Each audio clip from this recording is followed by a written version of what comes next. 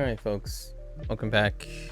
It is day 4 of Inktober, and today's prompt was kind of tough, actually. I'm quite sure what I was going to do, and then it dawned on me, and I had kind of a cheat, I suppose. I don't really know.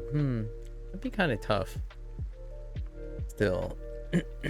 So the prompt today is exotic, right? And I asked myself, like, what exotic? All right, listen, we're not doing that type of exotic, okay? So now this is more of a meta cut, right? What's exotic to me is probably not the same as exotic to someone else, right? From that perspective, so it's kind of a weird middle line here.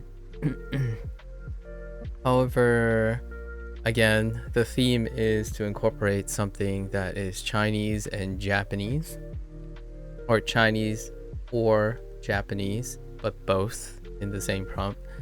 So my thought was, I can take it back to honestly one of the things that are exotic. It's actually so exotic to me that I'm not entirely sure if I've even uh had any personal experience with it. The other one, my family is Chinese, so we definitely had experience with that one. Now, I haven't done one of these things in a while, so I'm not entirely sure how I'm gonna go about this. So much geometry in this.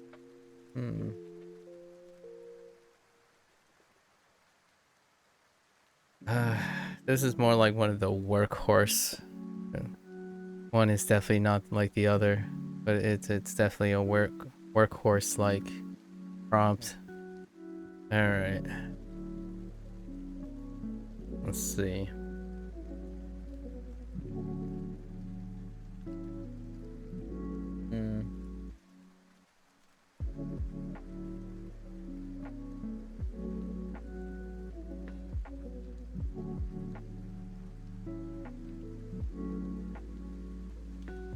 I'm debating whether I so what we're going to basically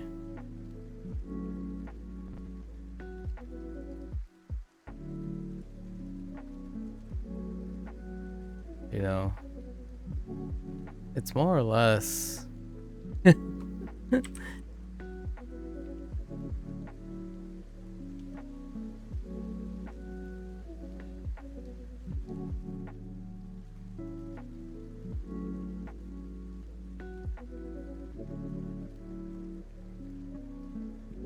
yeah, like it's more or less just circles.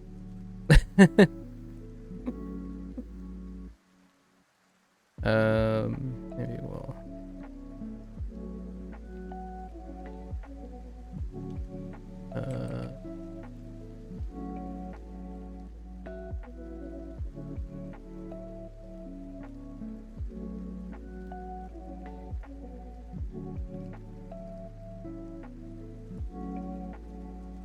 oh, this is gonna be a nightmare.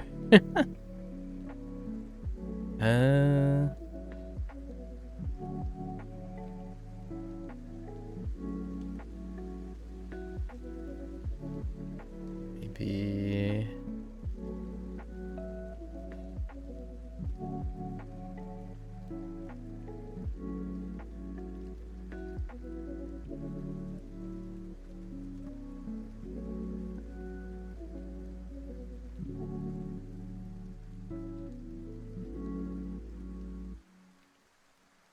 all right.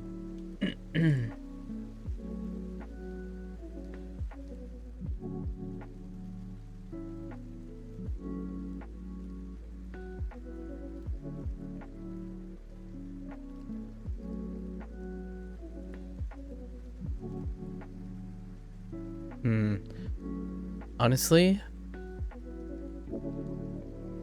oh man, I'm not sure about the scale. I just realized I don't. I don't actually know how big these things are. Probably a lot bigger. All right.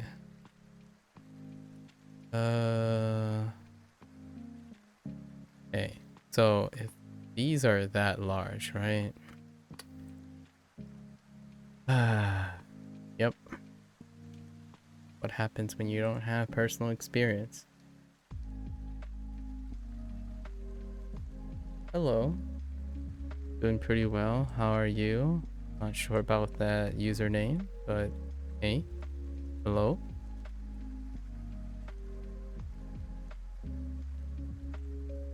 Let's see. Probably way larger. So let's uh,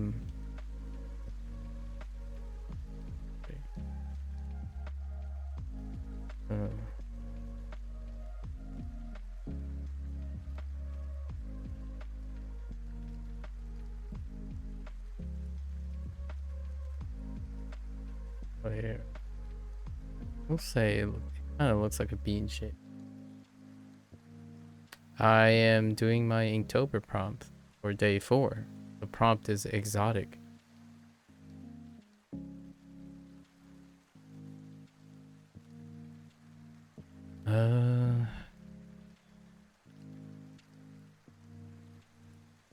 The nondescript shapes.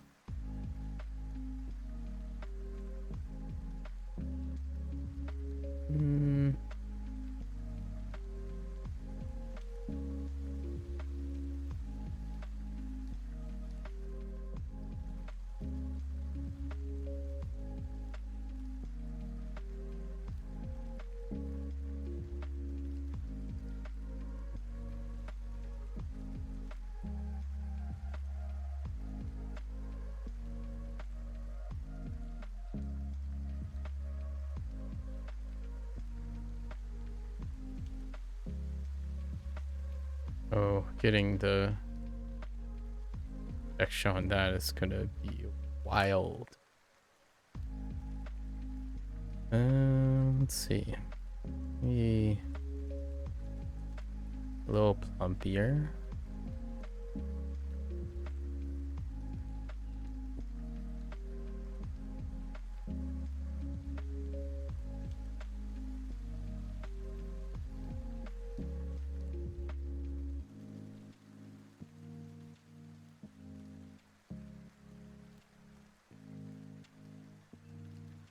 Okay. Yeah. I'm gonna make an assumption here because I didn't look at scale. This stuff is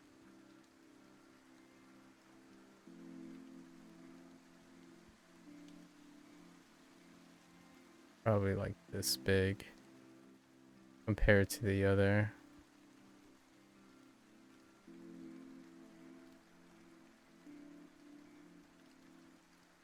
Try to put them next to each other.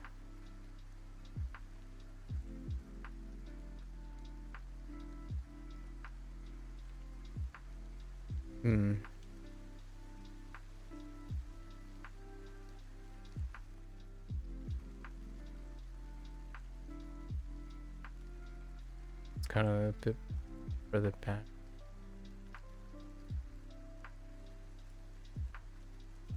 Here.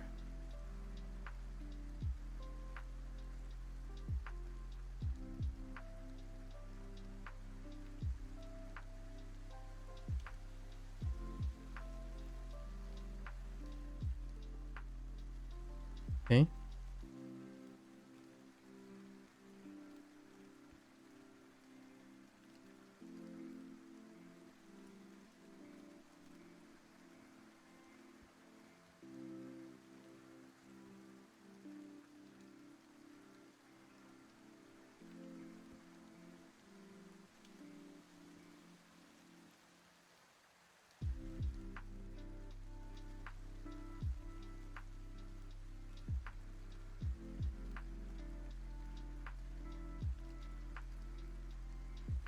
Okay.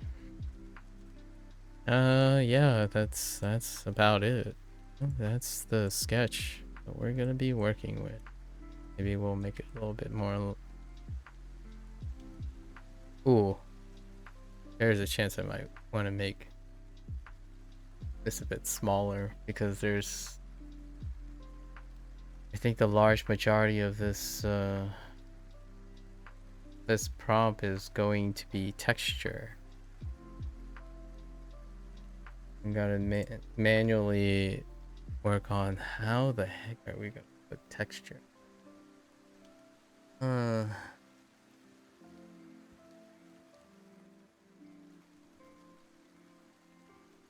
Definitely helps one appreciate the beauty of nature.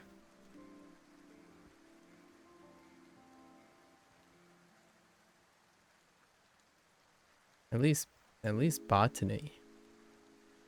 Granted, I don't have a background in botany.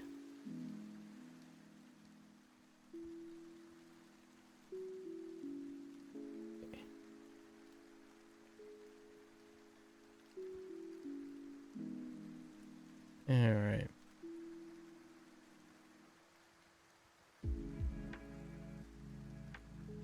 We fine with these shapes? Probably. Okay, so a lot of cleaning up. How do I get these? Am I going to...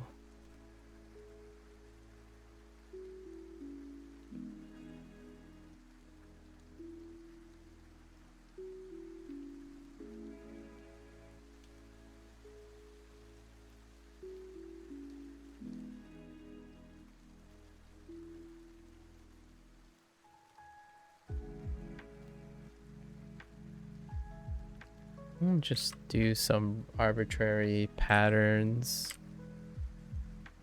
Make it feel like it's one piece.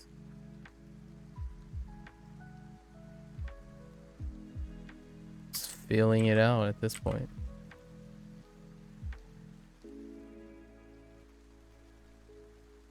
That's okay. And then... Oh, okay.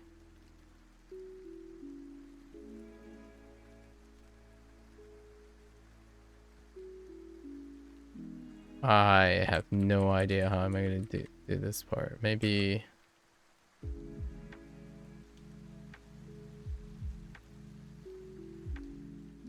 Oh, this is definitely gonna be like more of a flow state thing going on.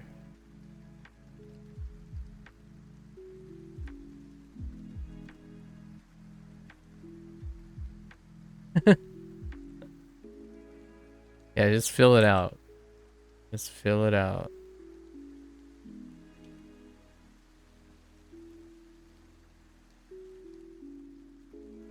We're gonna have fun today. Not that I don't have fun every day, but this one is less about the proportions and anatomy and whatnot, but more about feeling arbitrary, you know? Arbitrary, but with a little bit of repetitious, like trying to capture like the overall repeating like things when it comes to observing things in nature. Organized chaos. Well, it's organized chaos because it's misunderstood. It's not understood.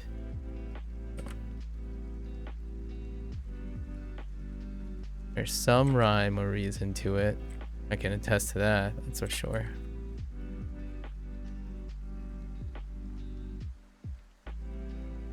When it comes to these like protein expressions and how organisms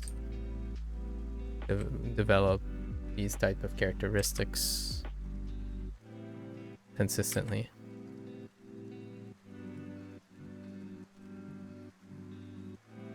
Background and genetics screaming out here.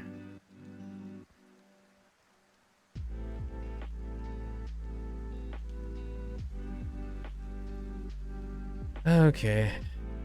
That's pretty okay. Alright. Um...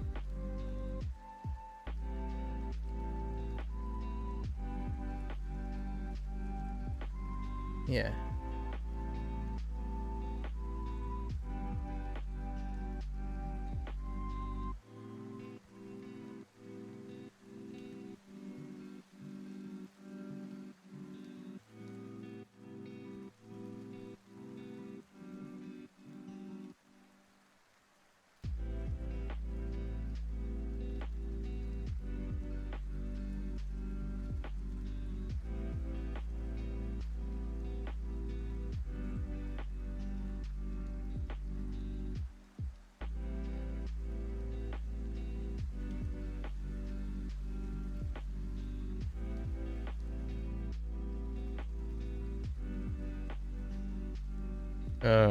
Hmm.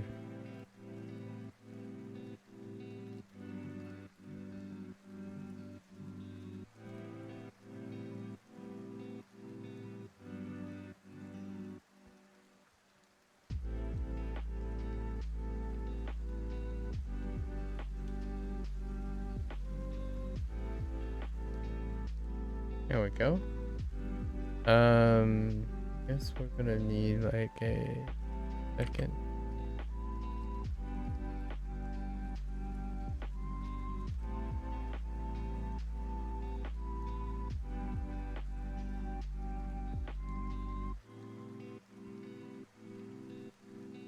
Our guidelines, right?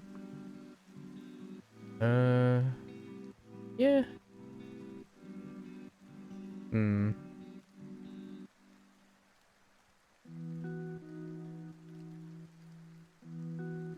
I want to round this out more.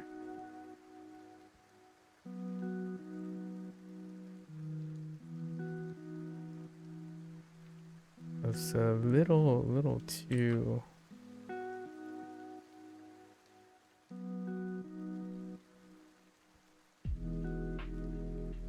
A little too curvy.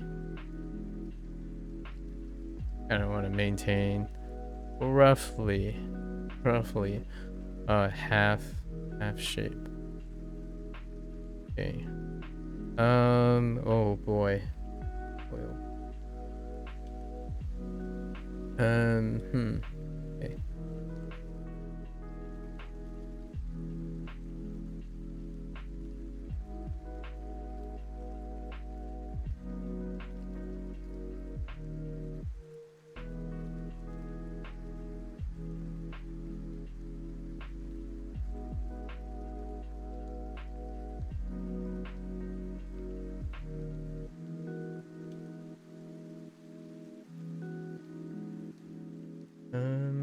Hmm.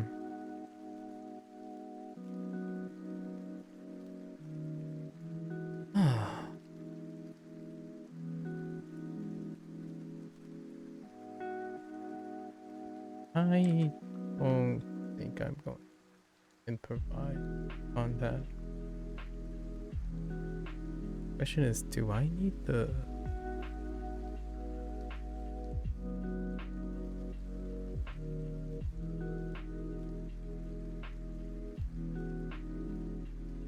Nah, I don't think I need the lead.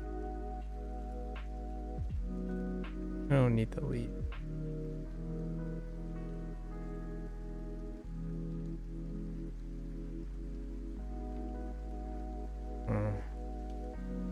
Hmm.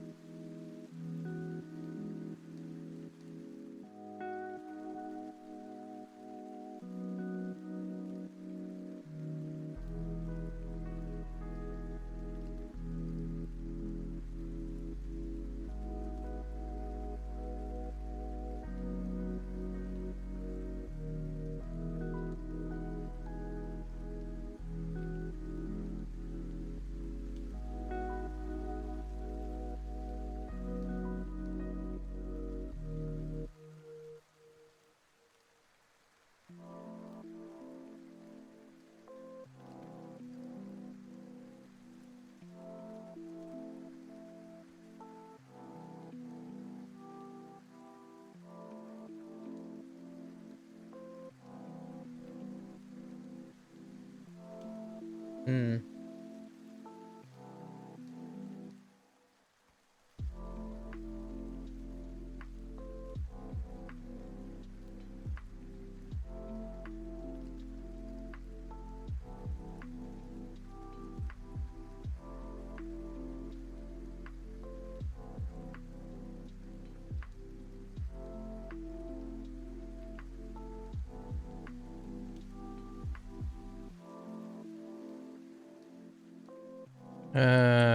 Hmm. Oh boy. Hmm.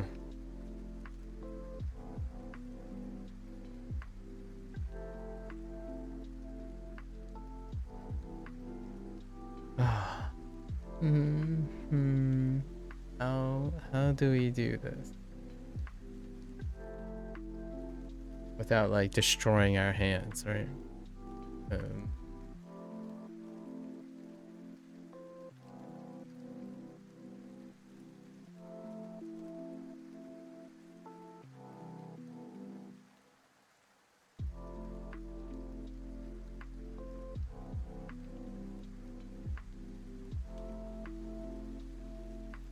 Hmm.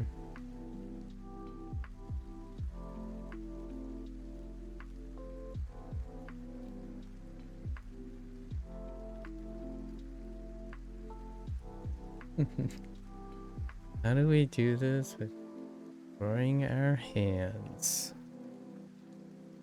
Okay, hold on.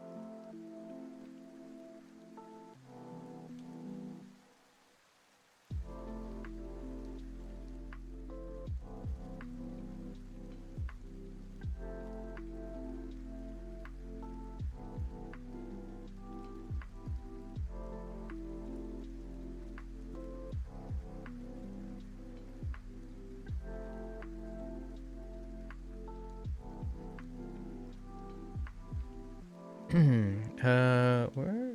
Yeah, just gonna draw a line for now.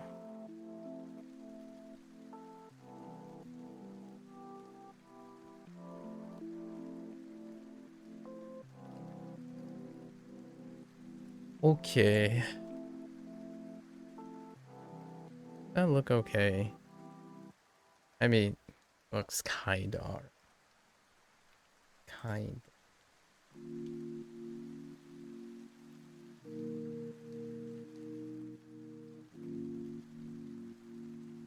Uh,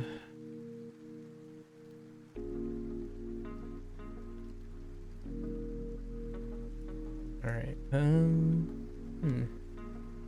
Don't like this that much.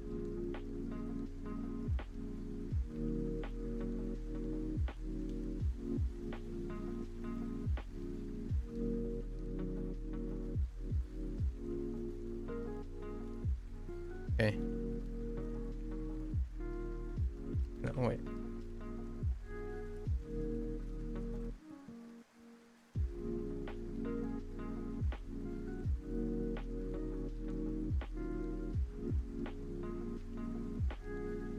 Eh, it's okay. One's a little bit. Uh,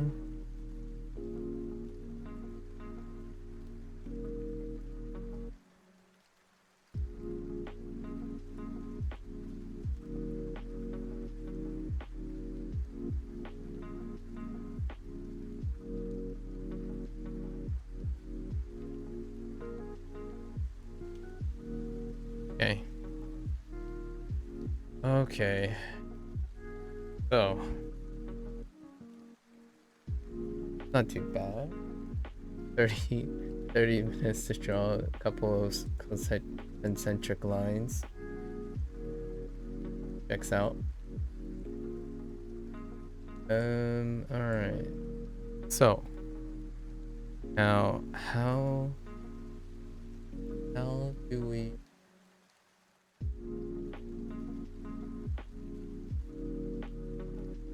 I think we're just gonna go the painterly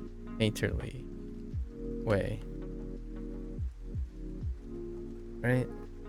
And go the painterly way. So first,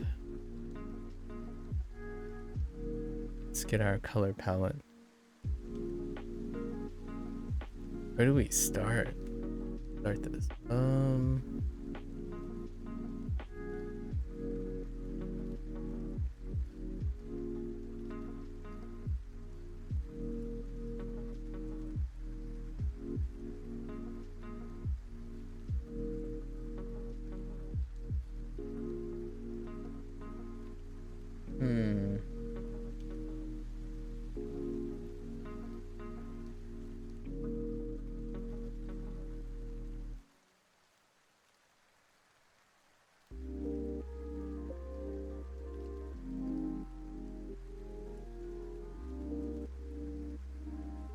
I'm debating on going from darkest to lightest, or going in between like I usually do.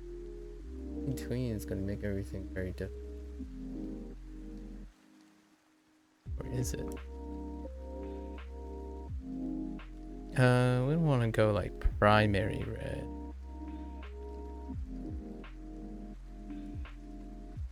Saturation.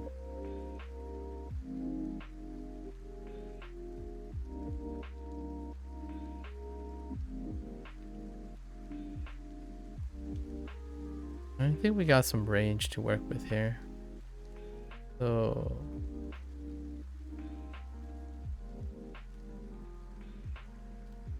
try that.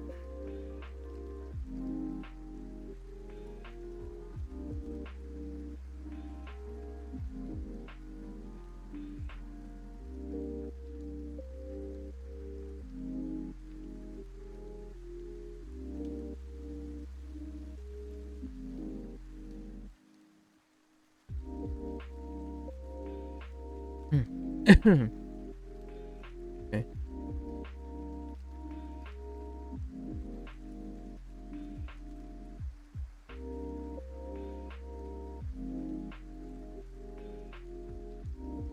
I'm clearly making very, very spiky, spiky cherries, right? That's clearly what these are. I think we're gonna cut this.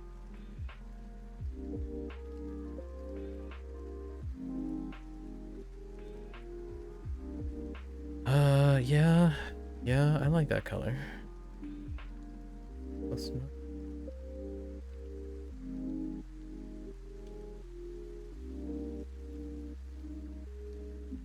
this will be a different take once again. This time I'm not going to use line art to complement.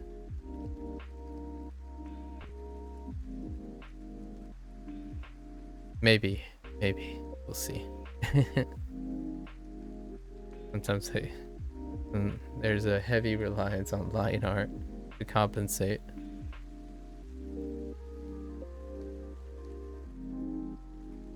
Is it that color though? Is it? It is. I haven't even considered it. Interesting.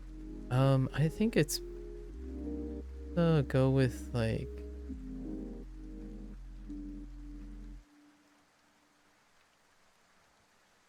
this color.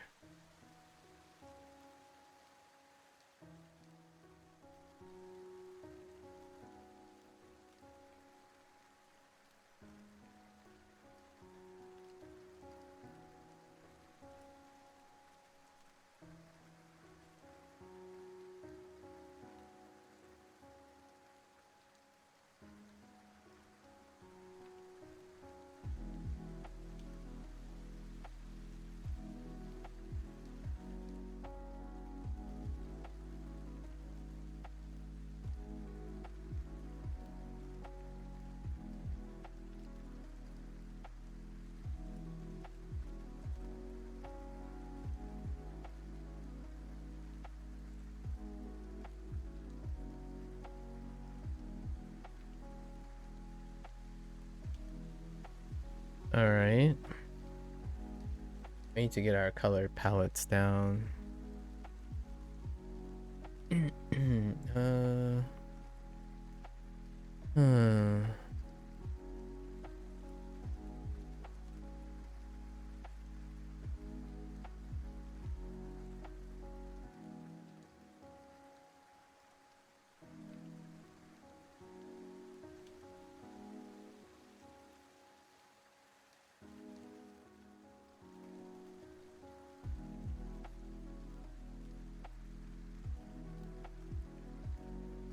And just like the cherries, right? Just like the cherries, I'm definitely doing an eggplant right now, right?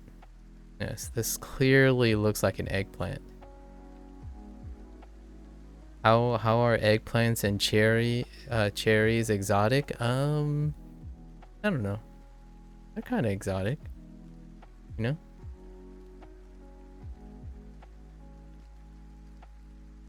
Real talk though, if you're, way back, if you were not from the States, probably wouldn't have had access to cherries, actually. Interesting enough. Not sure about eggplants.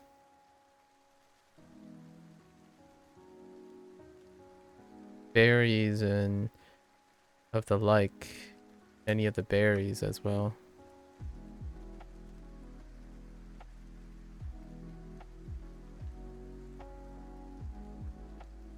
Alright.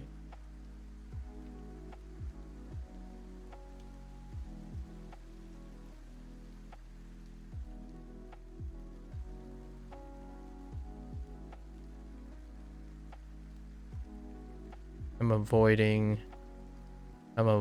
the hard part right now. I think this entire prompt is gonna be 70% of it is gonna be trying to experiment with getting the texture, like the appearance of the texture. Actually, it's not about the shape. Maybe even like how the texture lines up with how the texture lines up with the lighting.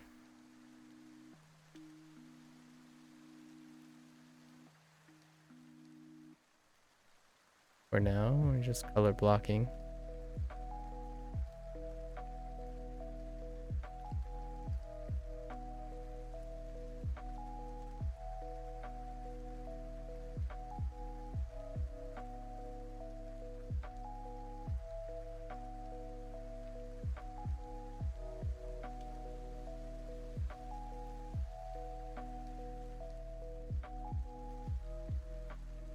When am I doing Japanese? In another like 2 hours or more. Maybe 2 to 3 hours before I finish this prompt. Let's see. So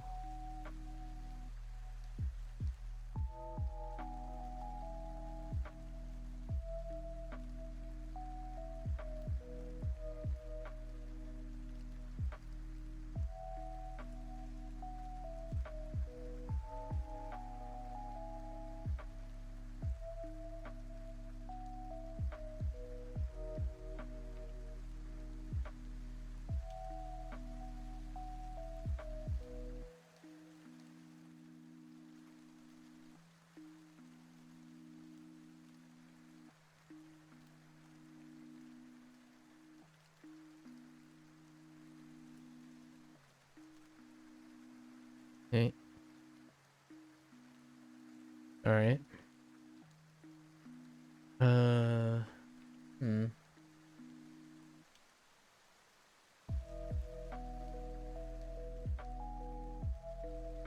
It's oddly coincidental that these two have somewhat of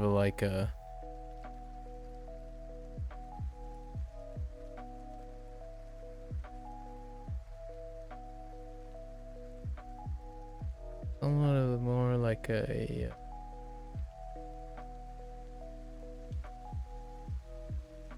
grayish hue to it. Probably like a combination of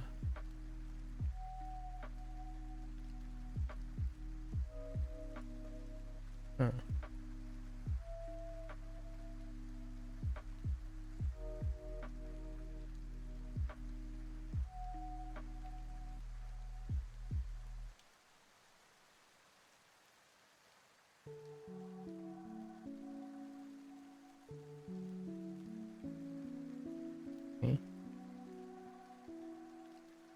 Uh, yeah, I think we're gonna do the same here.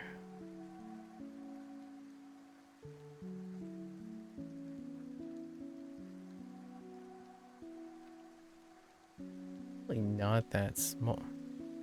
I think the flesh is really that. We're just gonna do it that way.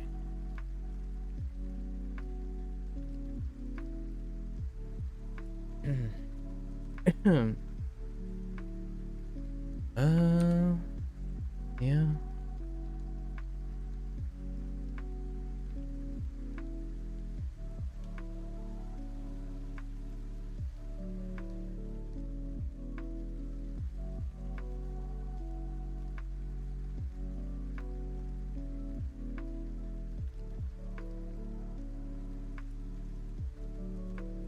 All right. Now they're very vibrant. I almost feel like I want to clean this up now before. Might as well clean this up now.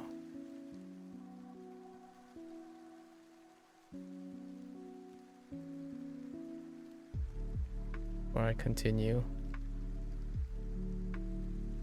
Just some minor cleanup.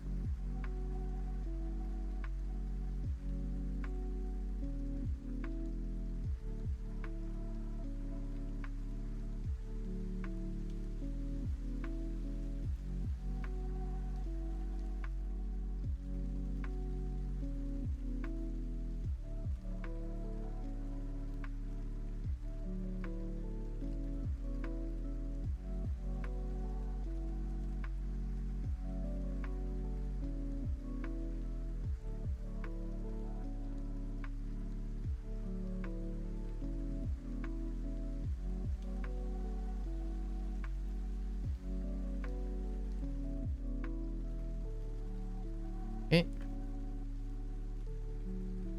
Okie dokie. Alright. So, now comes the experimental part, which I think we're going to have to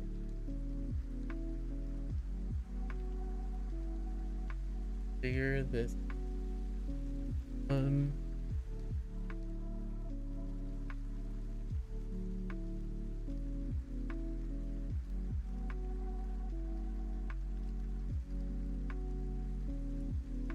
Like really dark, right?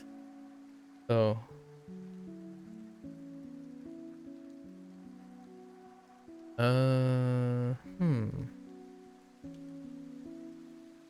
what brush would be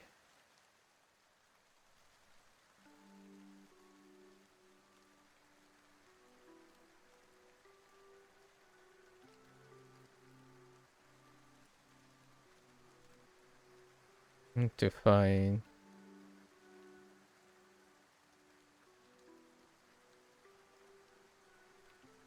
Hmm.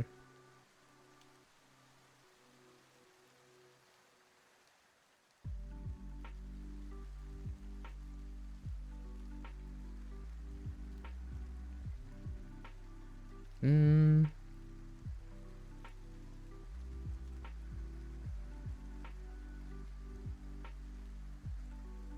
I think we're gonna do this one.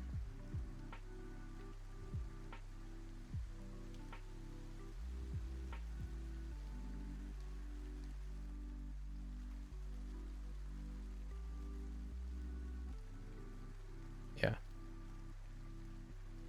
So, yeah.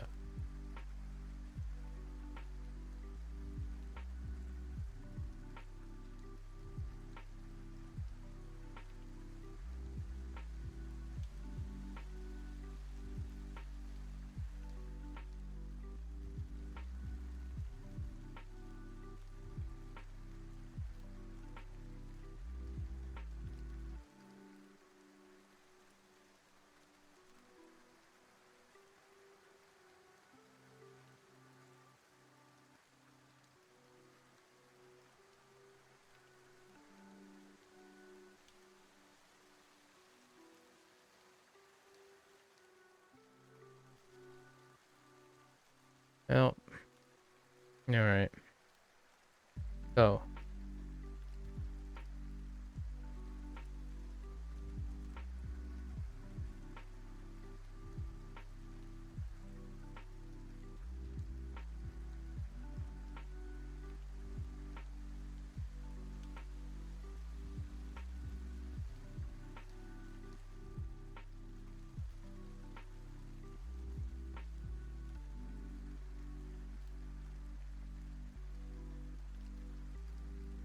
uh,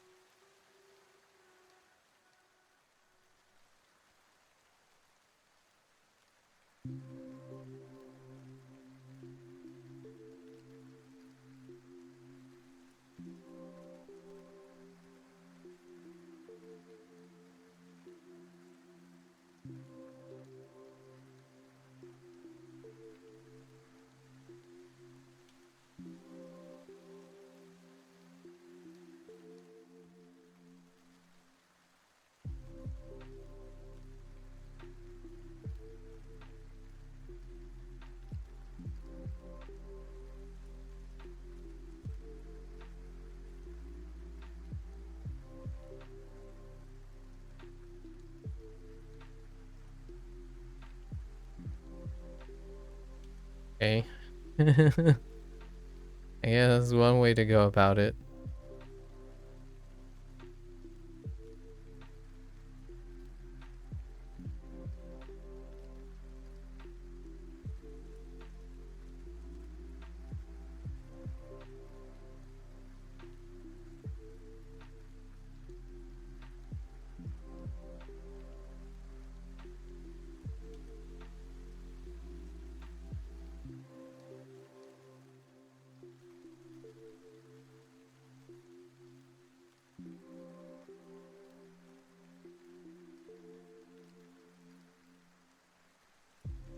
Oh, this will kind of make sense.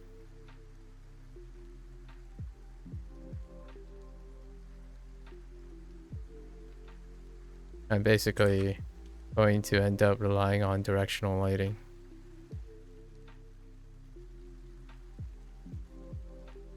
Okay. Um, sure.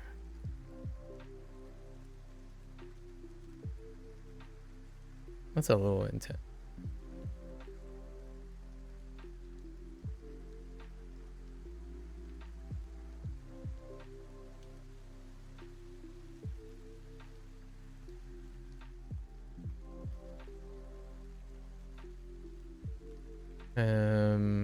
Okay. Now what do? We do.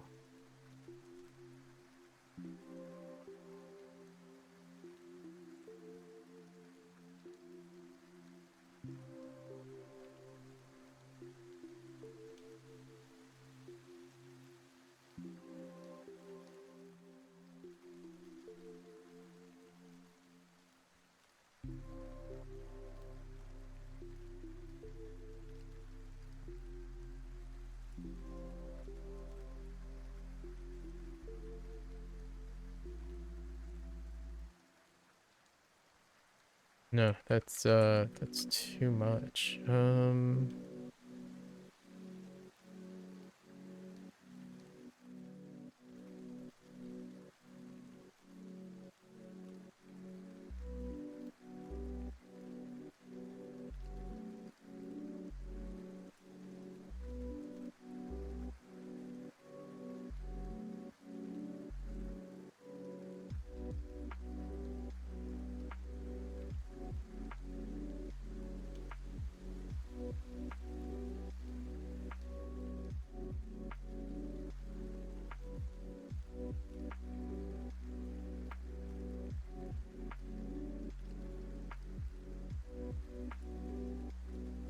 Mm.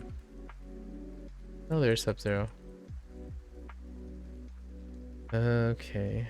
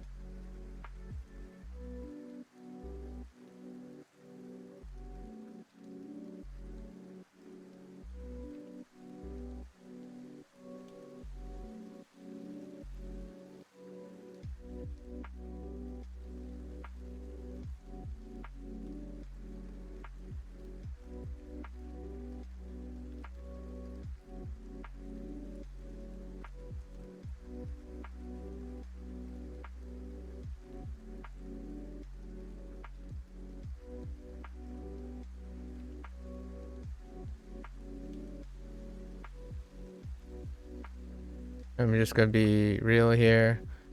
I'm gonna probably lift whatever I do here onto the other one.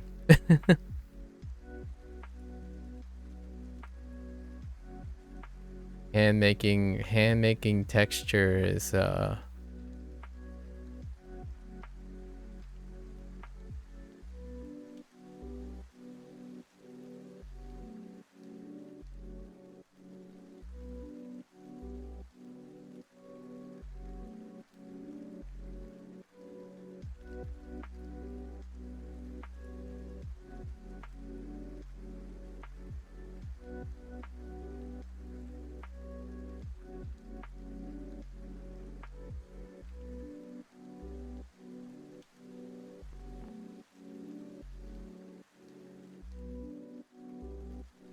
I'm not even sure if this is achieving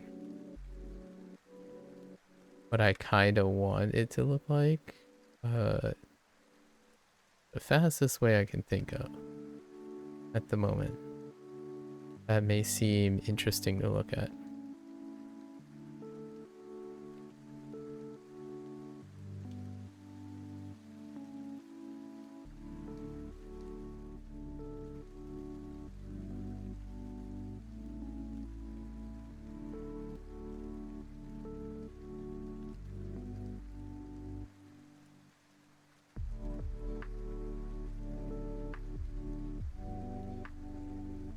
Don't ask. uh, we're gonna head this way.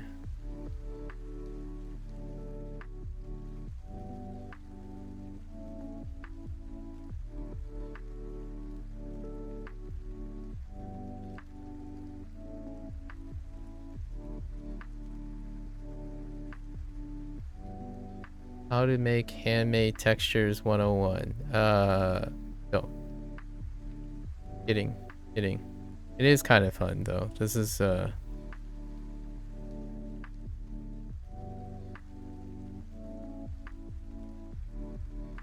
rather relaxing, you know.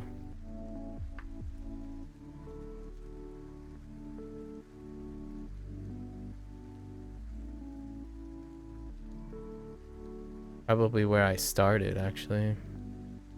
Most of the stuff I did was similar to this. Just took a bunch of brushes, pick one, and then work it.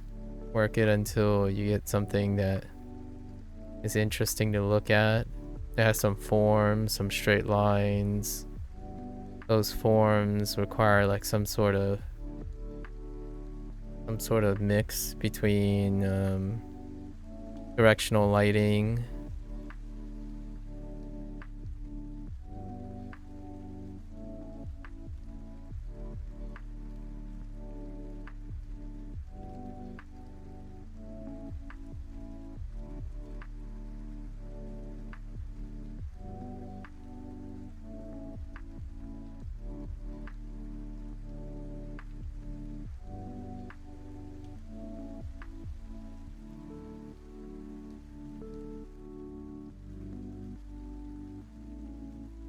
Have some built-in texture from this brush. I rely on like directional lighting, give like some depth.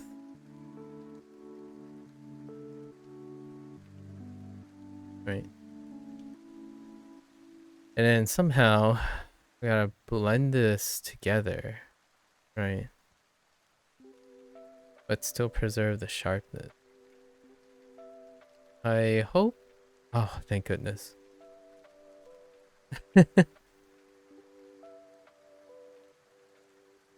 Like, I hope I didn't do. I shouldn't have done both of them on the same layer. That's okay. So we went with white.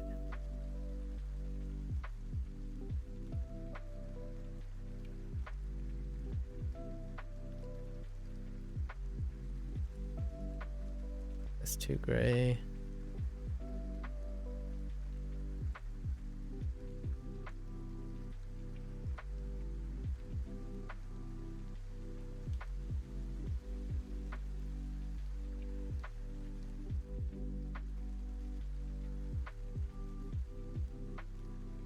I really like this. I didn't quite take to botany very much, right? Plants are complicated. I mean, gonna gonna be. I don't know if there are any people who are that too into science these days. Plants are really complicated, and you might be thinking like, well, how complicated could they be? Well, let's just say, my personally with my time with genetics, genetics and stuff, plants are really complicated. If you're like language learning and you're always thinking about like, oh yeah, Japanese has a lot of rules and rules make things like consistent and you just kind of know what's right, kind of know what's wrong kind of thing. And then you have English, right? And then you have English, which has like a little bit column A, a little column B, etc. That's plants. You take the animal kingdom, you take like the genetic stuff from the animal kingdom. It's like, oh yeah, that's kind of cool, this is kind of neat and whatnot. And then you go to plants and you throw that all out the window. Like, oh yeah, plants can do that. Oh yeah, plants can do this too. We're talking about genetics here. Like, you have that little neat pocket of how many chromosomes, how many like uh there's a lot of order to animal kingdom. And then you get to plants like so what does this plant do? Well, this plant does this. Does this other plant do that? Maybe. Maybe. All right. So here's the deal, right? We kinda we're kinda close.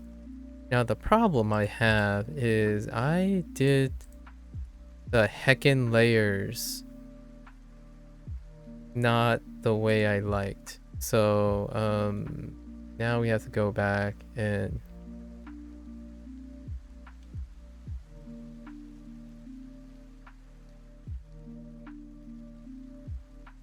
now we go back. Maybe we can add a sharp edge.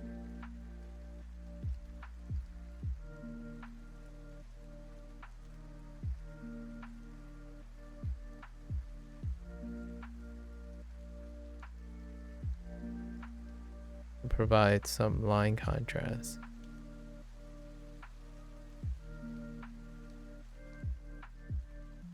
And then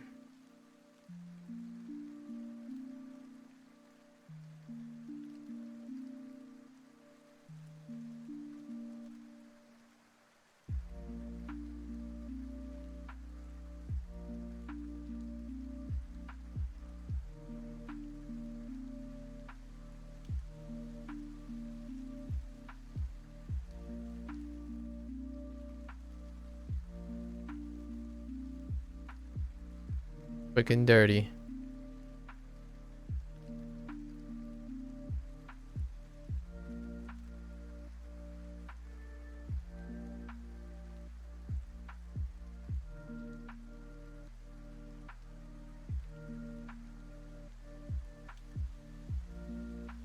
The reason is I'm gonna do a little bit of blending. Gonna work the things.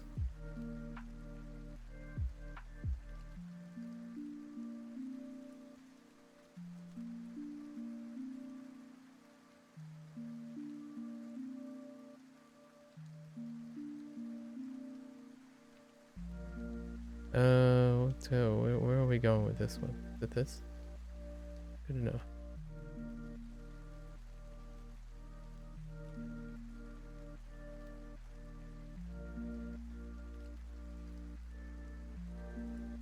Also, there's like this thing about doing repetitive patterns in like a little bit of a more chaotic but directional way. There's something like really satisfying about that. Let's see what I mean in a sec. You have like sharper repetitive patterns. Then you have in like a more diffused background color. It might not work out. We'll see how well it works. We'll see a sec here. How well that works out.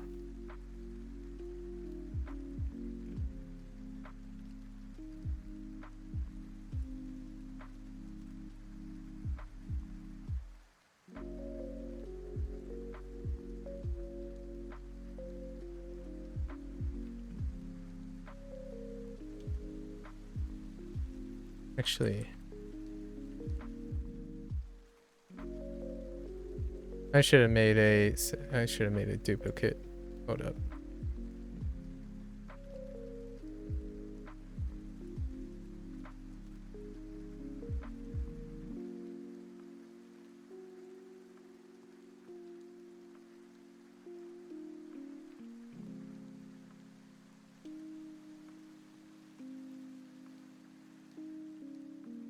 That's not quite the effect I wanted.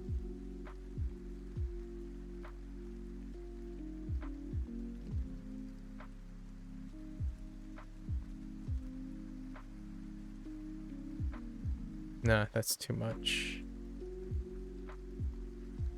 Oh. So, I guess we're gonna have to do it manually, huh? Wait. Actually.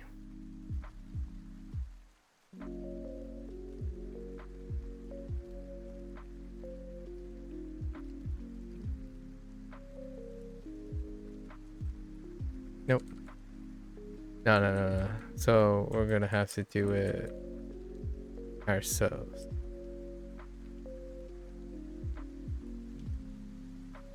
That doesn't work. I mean, it's actually kind of okay looking, but not good enough.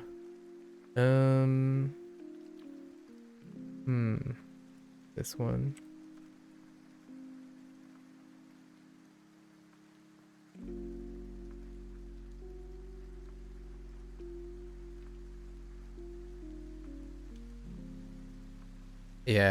Yeah, we're gonna have to do it ourselves.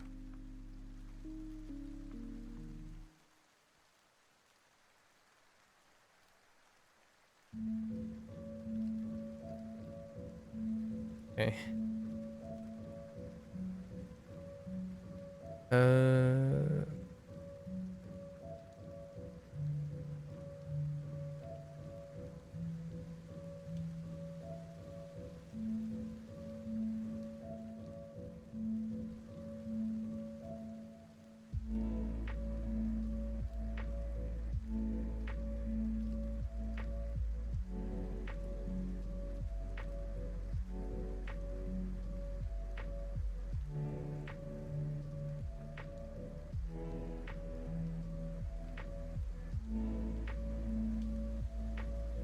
So much for shortcuts.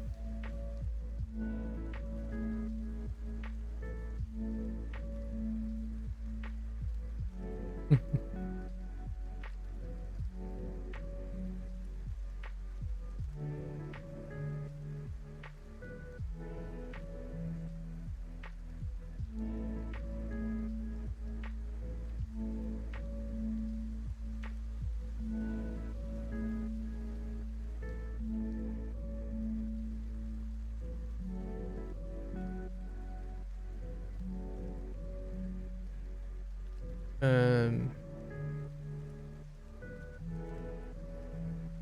oops.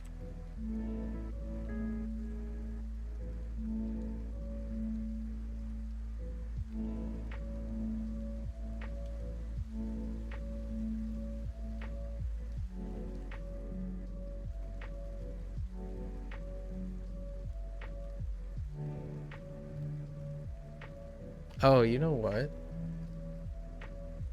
Making them like all one direction is not the greatest, huh?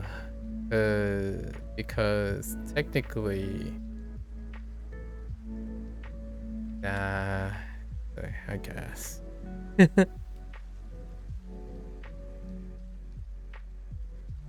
I realized that the middle stuff could be hexagonal, actually.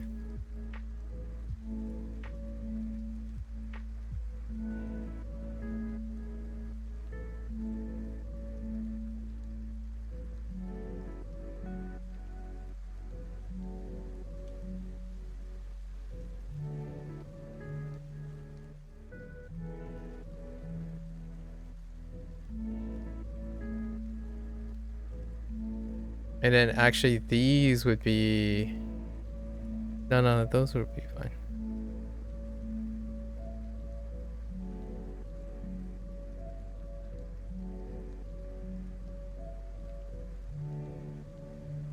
I think the white was getting a little.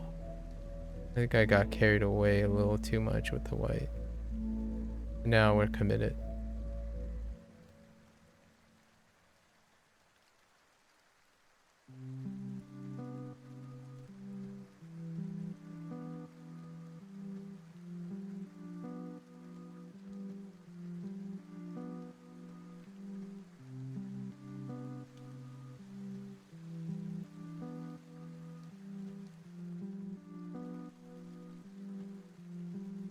Manual blending.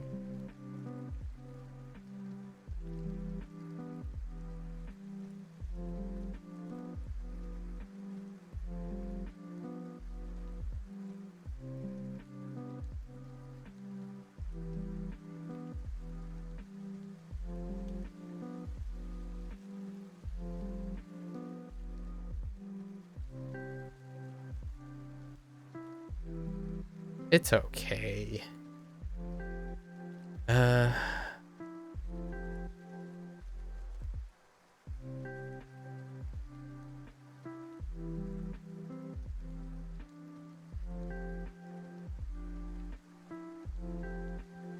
Kind of like okay.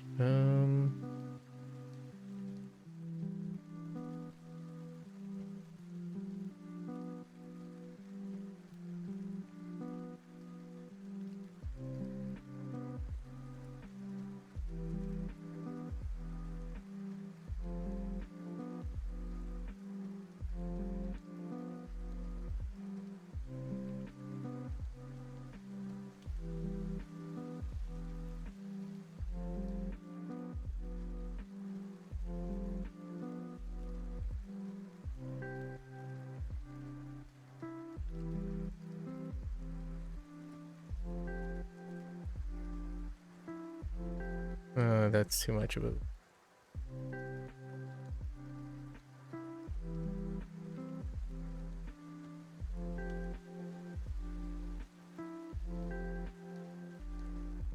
Oh, they're lucky.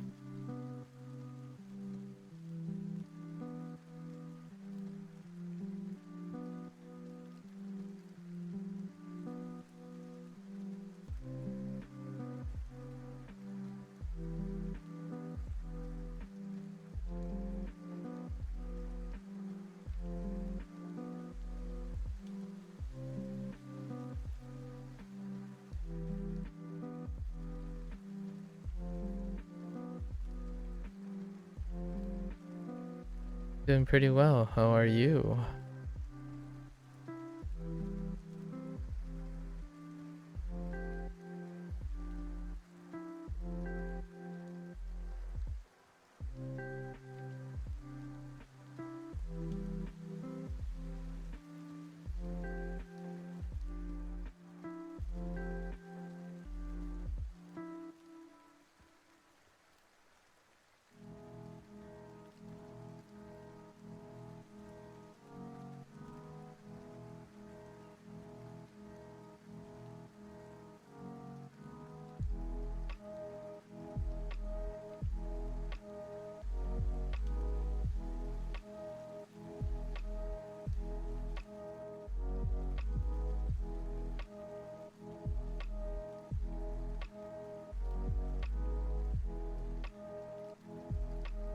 What happens if I...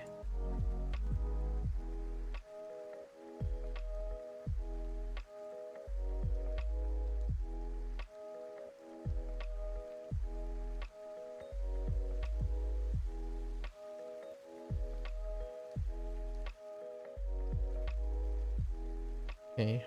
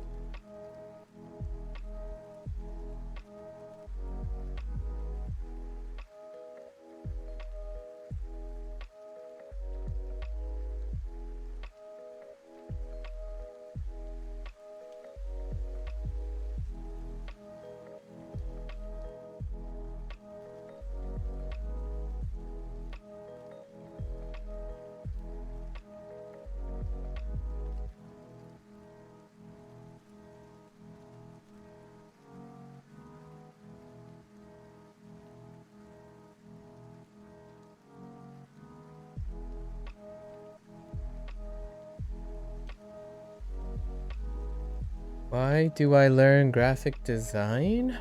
No, this is more for it's a hobby. Why not? Yeah, it's a hobby.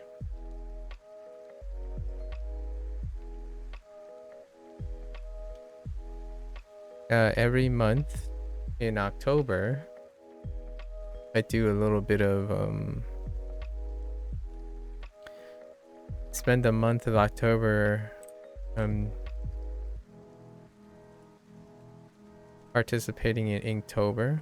Each month, each day of October, there is a prompt. Today is exotic, and I challenge myself to draw something.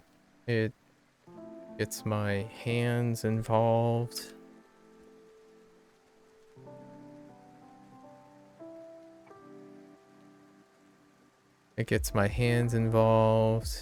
Creates makes one exercise thinking, problem solving, just being creative. Being creative can help with can be transferable for a lot of things. By the way, how is your Japanese? Was there progress? Of course there's progress. There's progress every day. That's the point. Process of learning.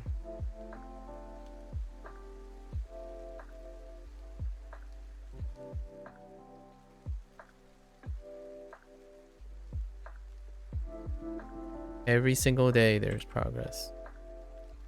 That would be the default answer.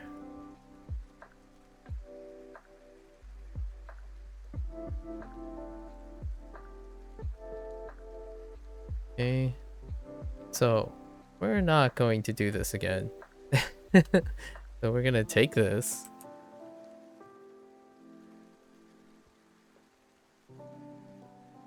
Oh. Let's try that again.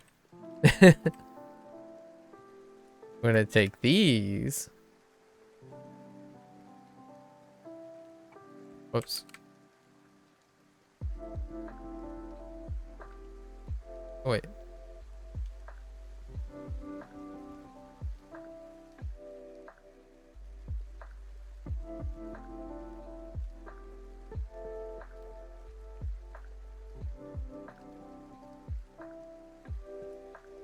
Yeah, I don't want to make it sound like it's a city. Asking that question is a little bit weird, for me.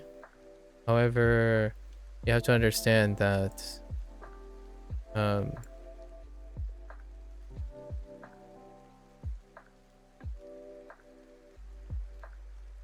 one has to understand, I suppose from my perspective, that when you ask a question like that,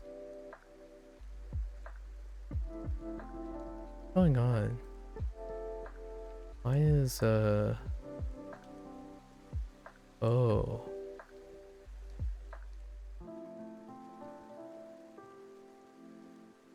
would suggest that there's like non-progress, like progress that is negative. I don't usually spend time thinking about that kind of thing. So yes, Japanese does have progress.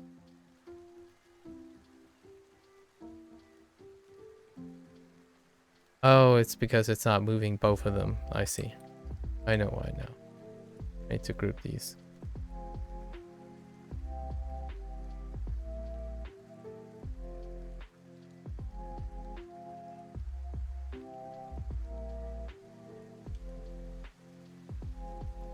Don't even at me, folks. Don't even at me.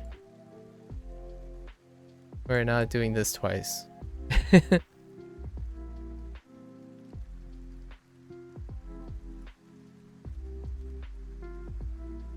Yeah. So Japanese is going well. It is going well.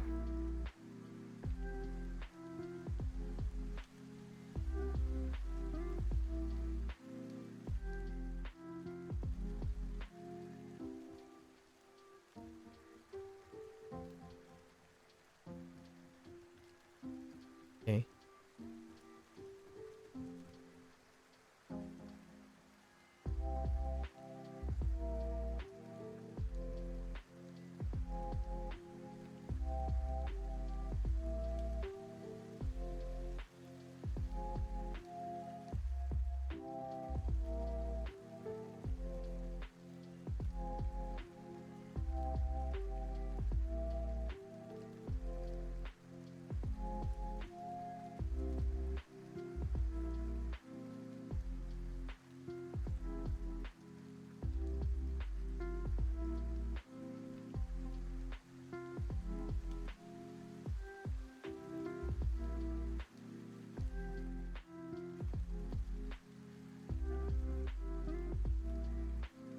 Don't worry, this all will make sense. Okay.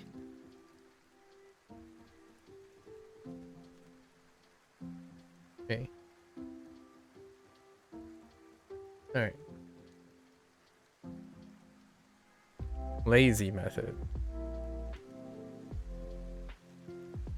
What do you do? No one will ever know, you know? No one will ever know. It's all good.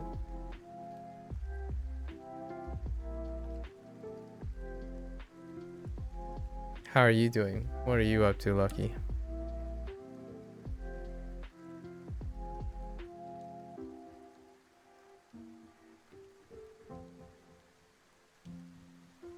I'm learning Japanese right now, actually.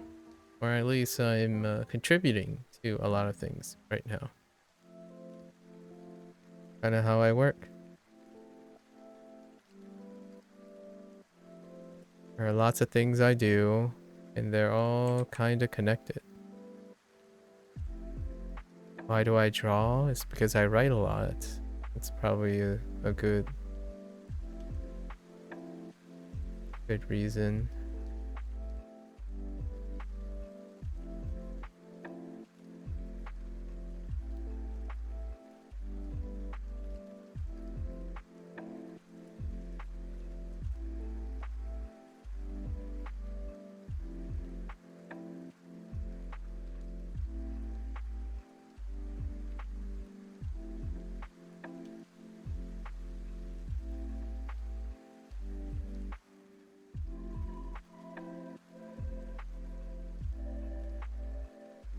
Okay. Okie dokie. Oh, I missed the mark, didn't I? Okay. What is my ultimate goal in learning Japanese? To not have an ultimate goal. Is it to take the N2 test? No. It's not to take the N2 test. The answer to the second question is no, it's not to take any particular test. And the ultimate goal, I'm gonna say the constant goal, the goal that is always true, is to do better than yesterday.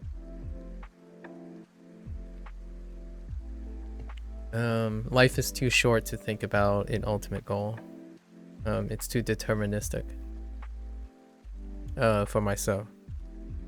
So the answer that will generally always be true is that I do more than I did yesterday, or I learned something from yesterday, more than yesterday.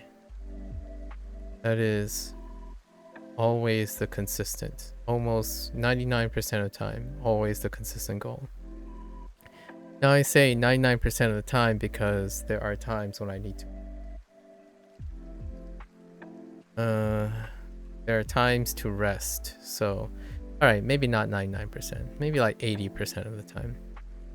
20% of the time, the goal is to rest. Although one can interpret resting as bettering yourself too when you don't have enough rest. You went to high school, a lot of homework to do? I see. Yeah, it's nice to have goals. It's definitely appropriate and nice to have goals when you are younger, of that nature, like ultimate goals. Ultimate goals suggest that there are like ends, or it's a goal that you must focus on without the ability to look at other potential possibilities. Regular goals, right? Regular goals are probably more apt.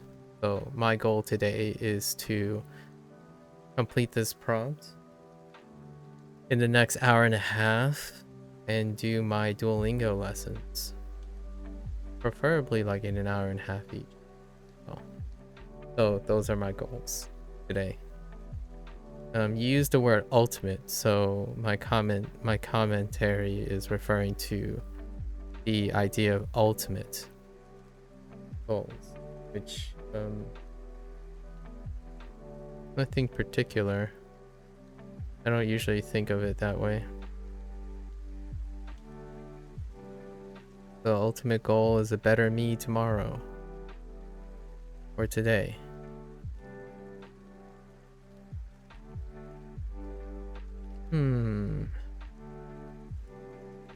How can I...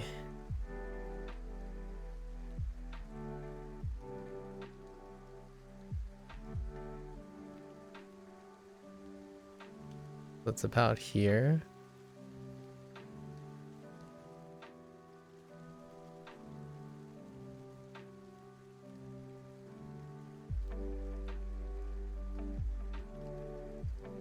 Nah, we'll just do it again. It's fine. Let's see. Maybe we experiment. Nah.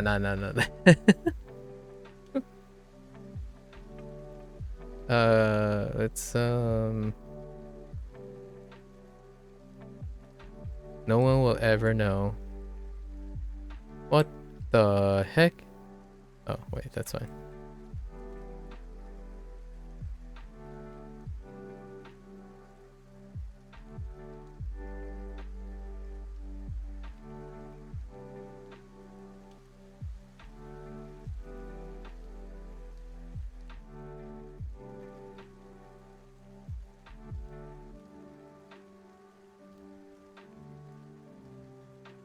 Nah, I can do. Let's try something different here. You gotta go. Take care, Lucky. Good luck.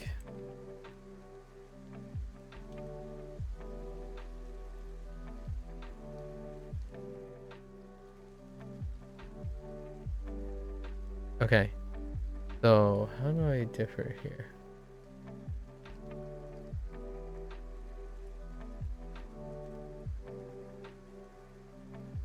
Okay. We gotta book it. Right. This is at the...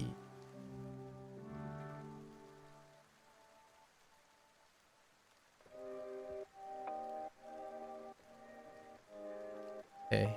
I think we're gonna go... Oh, it's good that we have samples now. So let's take this.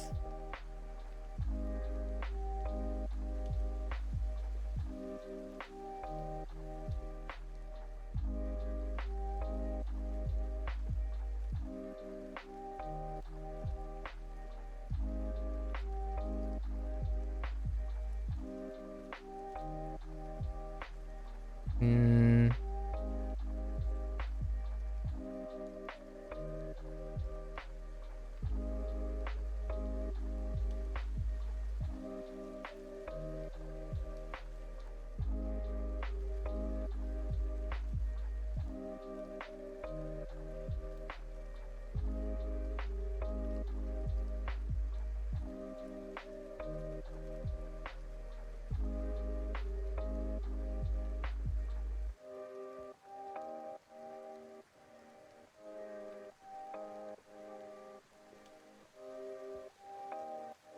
And then we'll take this.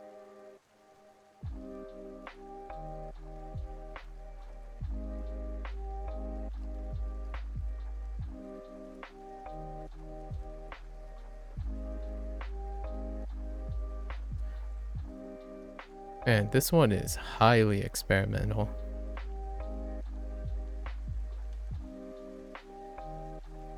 Right? Because...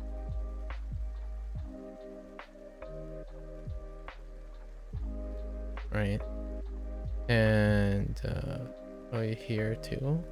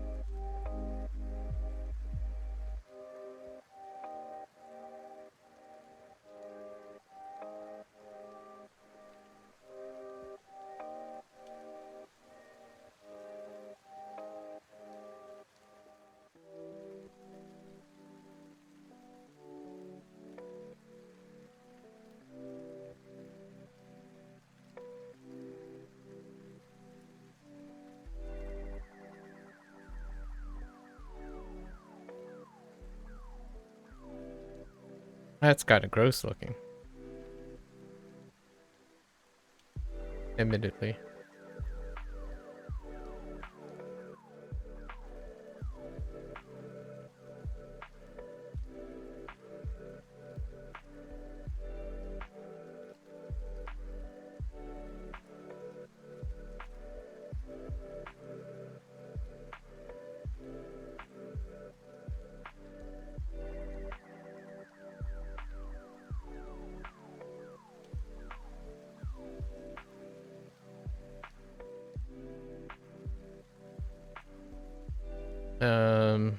Okay. So I think we're gonna do like something.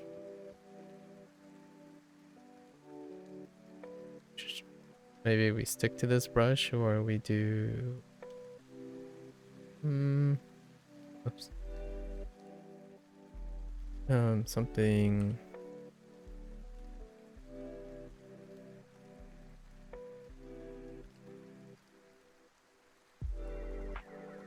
Not sharp enough, huh?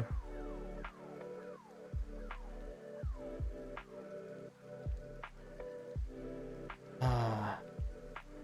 I need two different textures here. Hmm.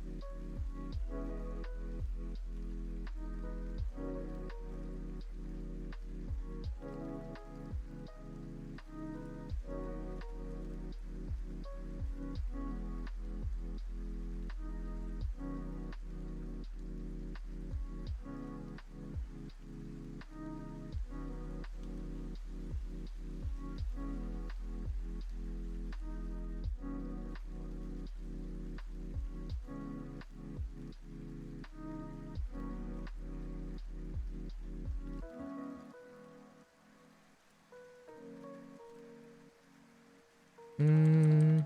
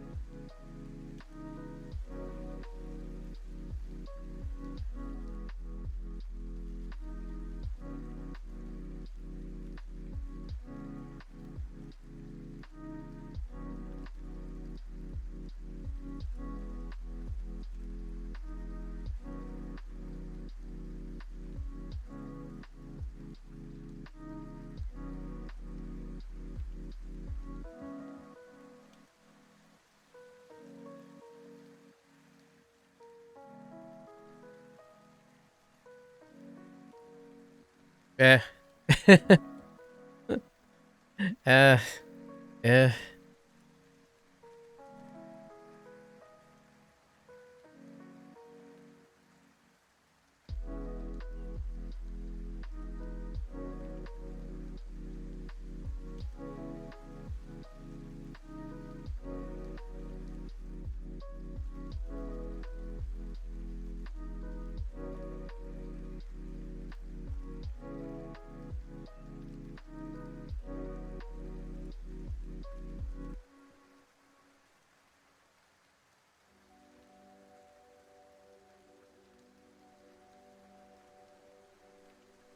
Oof. That's way too sharp.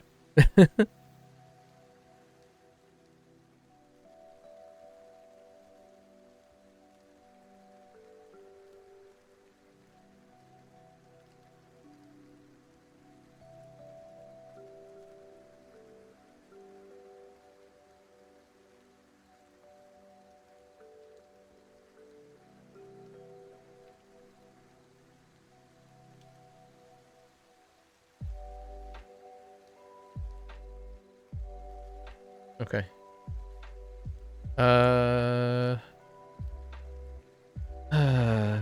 We're improvising. Just improvising.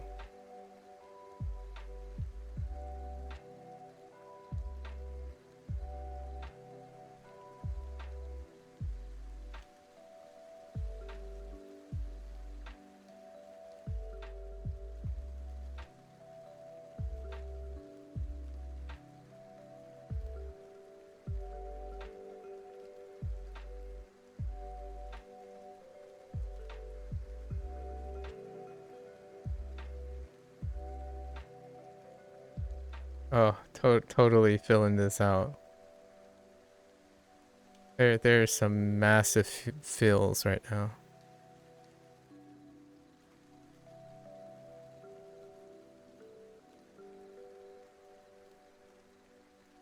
Well, I really like this brush. New discovery.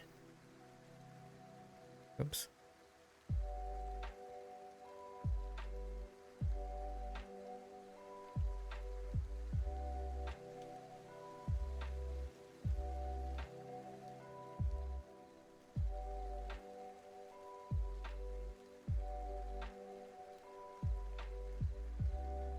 Yeah, no, don't worry about it. We got something else. What is Inktober? Inktober is I don't know how long it's been, but it's a 8-month-long challenge for October. It was started by Jack someone. Then it became more of an internet thing. So every day it's a way to challenge people to exercise their creative freedom by doing ink work once a day. And there's like a list of prompts that is supposed to help like challenge you to think about how to like what to draw or what to do. Usually it started off as an ink thing, like practical. I'm guessing it's more of a practical thing. Then it became other things, like people do animations, lettering, any form of self-expression. So that's what it is. And today's prompt is exotic. And I told myself that I would make a theme. And the theme would be around incorporating Chinese and Japanese things for all the themes. The technique and stuff that varies. Prompts will vary dramatically between the stuff. So today my inspiration are fruits, because fruits can be exotic things, or a lot of times when people think of exotic things. I decided to do fruit. The thing is, fruit. The thing about Inktober is when you challenge yourself to do things, you come to realize and appreciate doing them. I don't really have a much more articulate way of expressing that, other than when you output things, it produces a very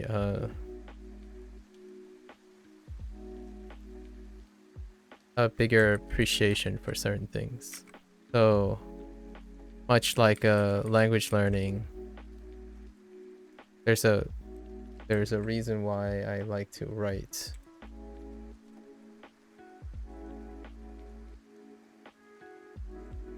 And then I like to speak regardless of, you know, whether I'm very competent at the moment or not.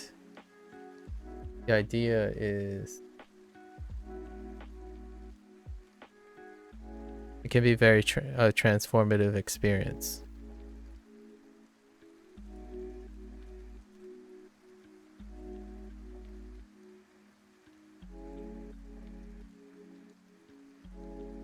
I encourage other people, obviously. my attempt most of the time is to do things in a way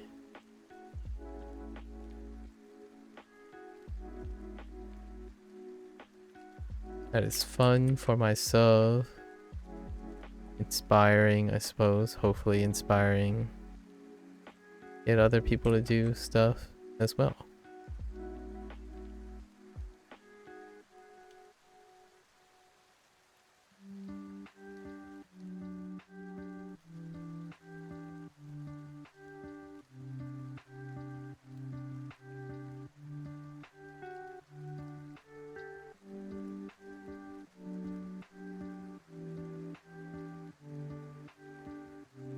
I guess we're going painterly now.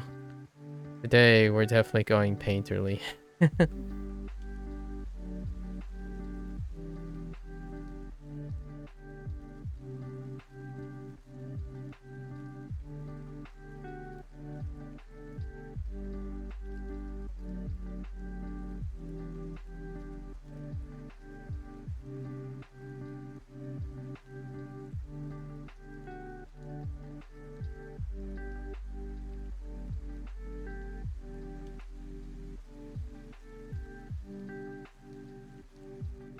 Haven't done this approach in quite some time. So we take the form, right? Make sure we capture our form. Oops. How we've already set out to do.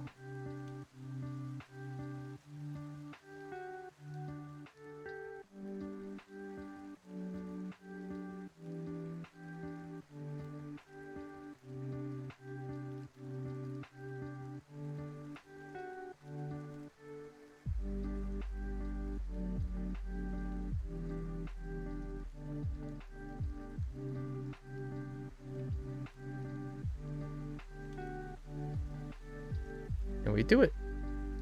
I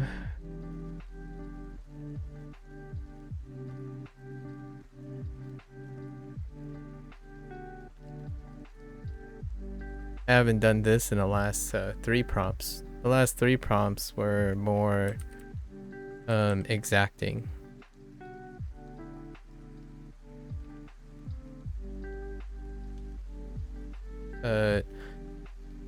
Filling out the texture and stuff is pretty good.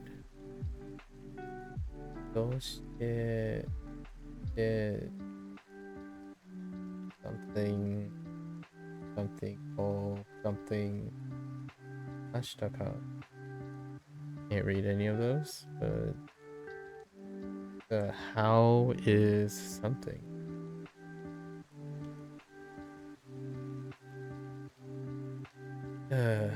Okay.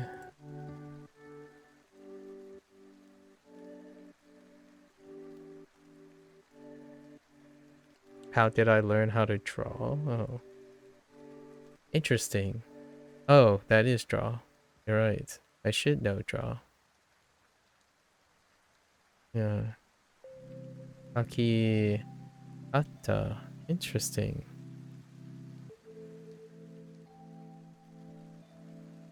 And that's learn. Oh. Oh wait, I do know these words actually. That's narau. Actually, I do know those. So it's read like doshite kaki atta. That's like katasumi kind of thing. Kaki kata o and then narau. So narashimashita ka. Okay. I do. So I looked at art and then I did it. Forgetting words happens to all of us.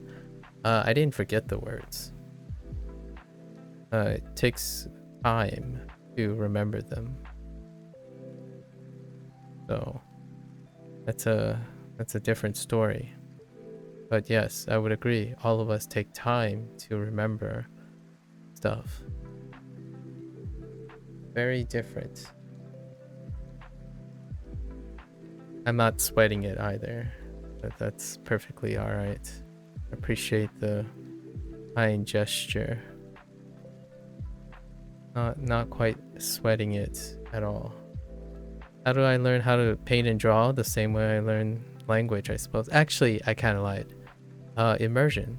Immersion is how I learn how to draw. I look at people's work. I look at references, and then I try my best to draw them. Yeah, I think that's a little bit of a projection. No sweating.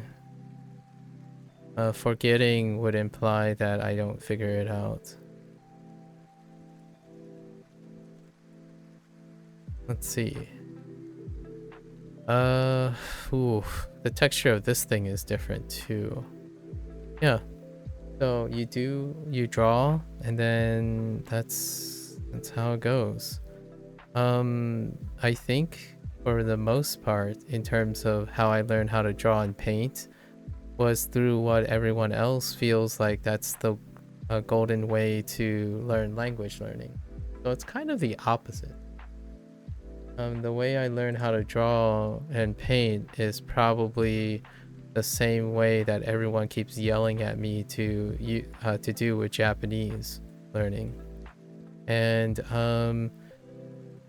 you can kind of see that it works. I mean, I take a different approach to learning skills every once in a while because it's also very fun to do so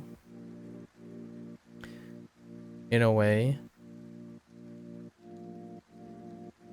And in this case, you take something overly complicated and you reduce it down to the parts that you can do. And that's how I learned how to draw and paint. Unlike language learning, I suppose, or actually very much like language learning, you can go out there and immerse yourself in the most complicated version of stuff.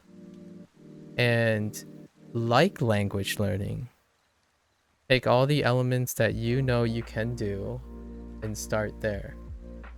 So there are some similarities and non-similarities between me and learning language learning. Language learning, I took a program, Duolingo, right?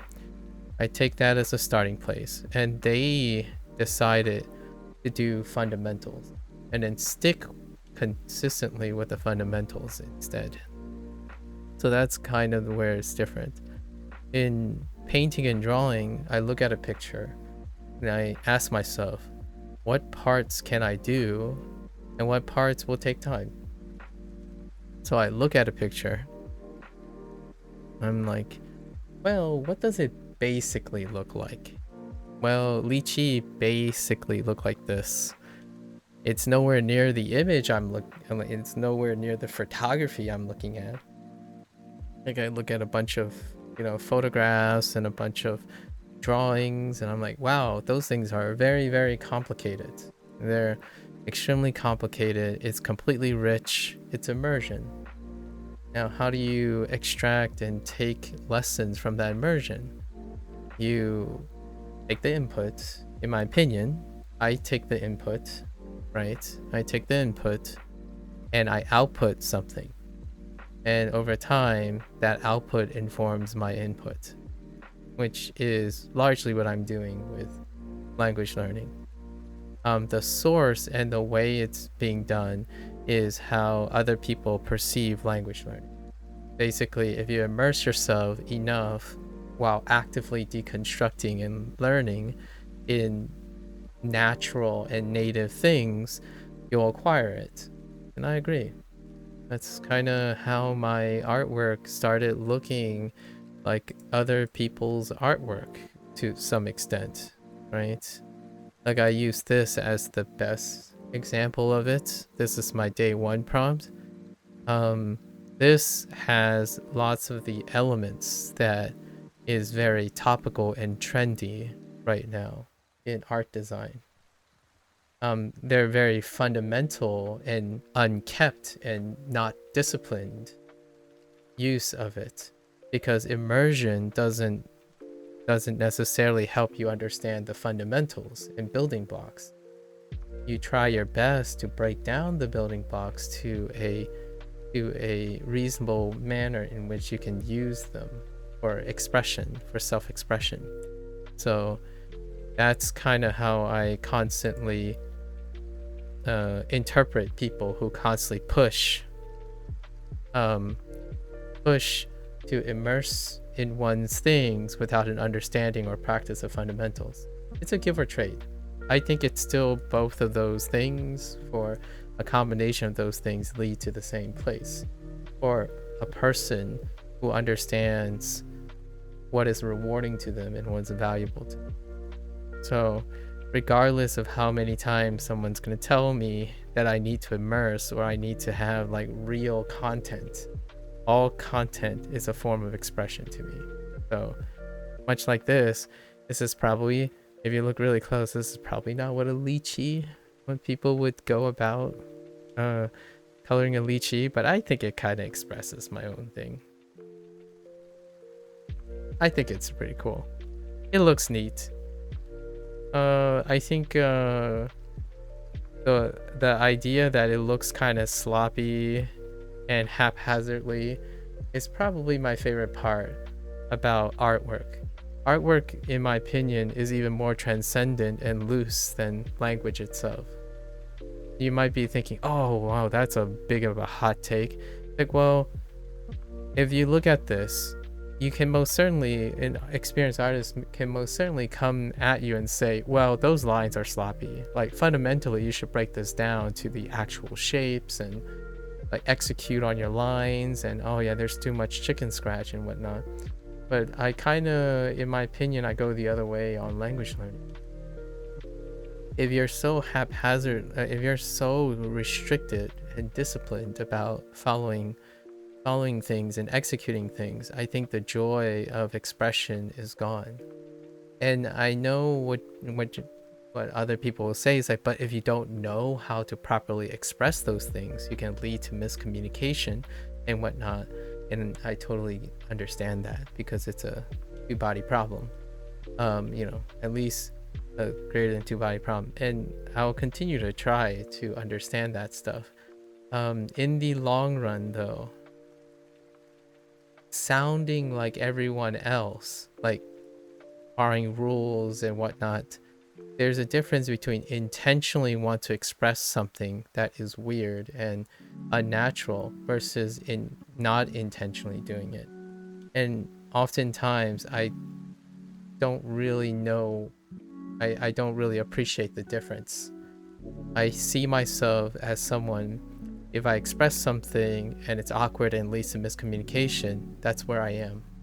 And that's how I express it so far.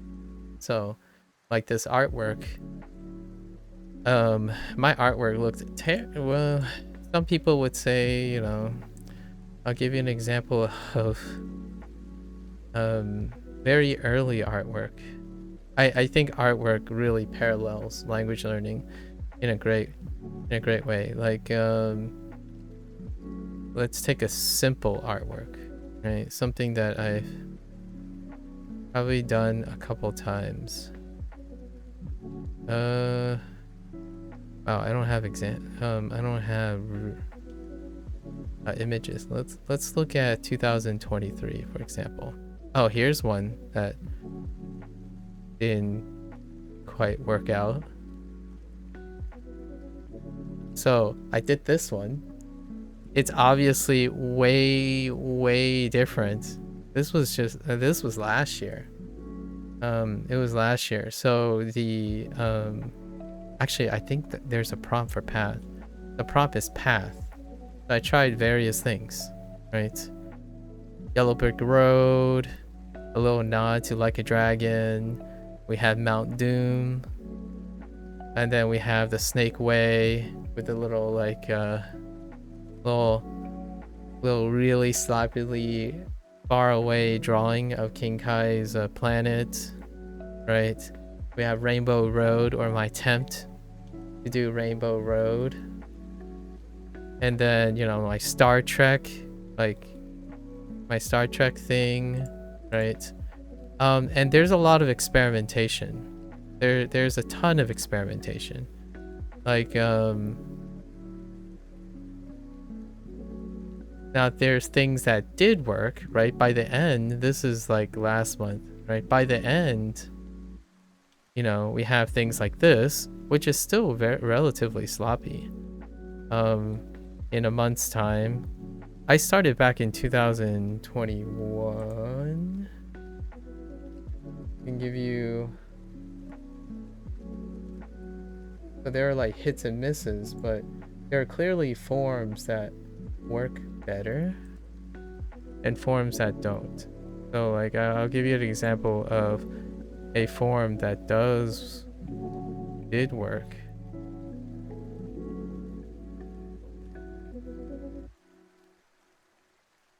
Like this one. This one is, I didn't even put dates on this yet. This is the very first year, which is 2021. And I was doing an inverse pencil volume. I was practicing volume. So I needed a dark scene. So everything was in the dark. And I needed to imagine how the light would hit things in reverse. So I shaded all the parts that were quote unquote technically the shadow, and all the lights are where I did white. So I took the white pencil and shaded everywhere where the light hits. And I got this. I think the prompt, I don't even know, I don't remember what the prompt is. So, experimenting. The prompt was spark. The prompt was spark. And it took about 3 hours. Most of these things took about 3 hours. And it's various things. So various things. This was 3 years ago. This was 2021. So there are clearly things that I can do better than others. And you experiment a lot, right? Oh man, here's one. I spent 6 hours doing this one. Obviously, I have references and whatnot. References help because you have to help like capture the things. This was back in 2021. 2021.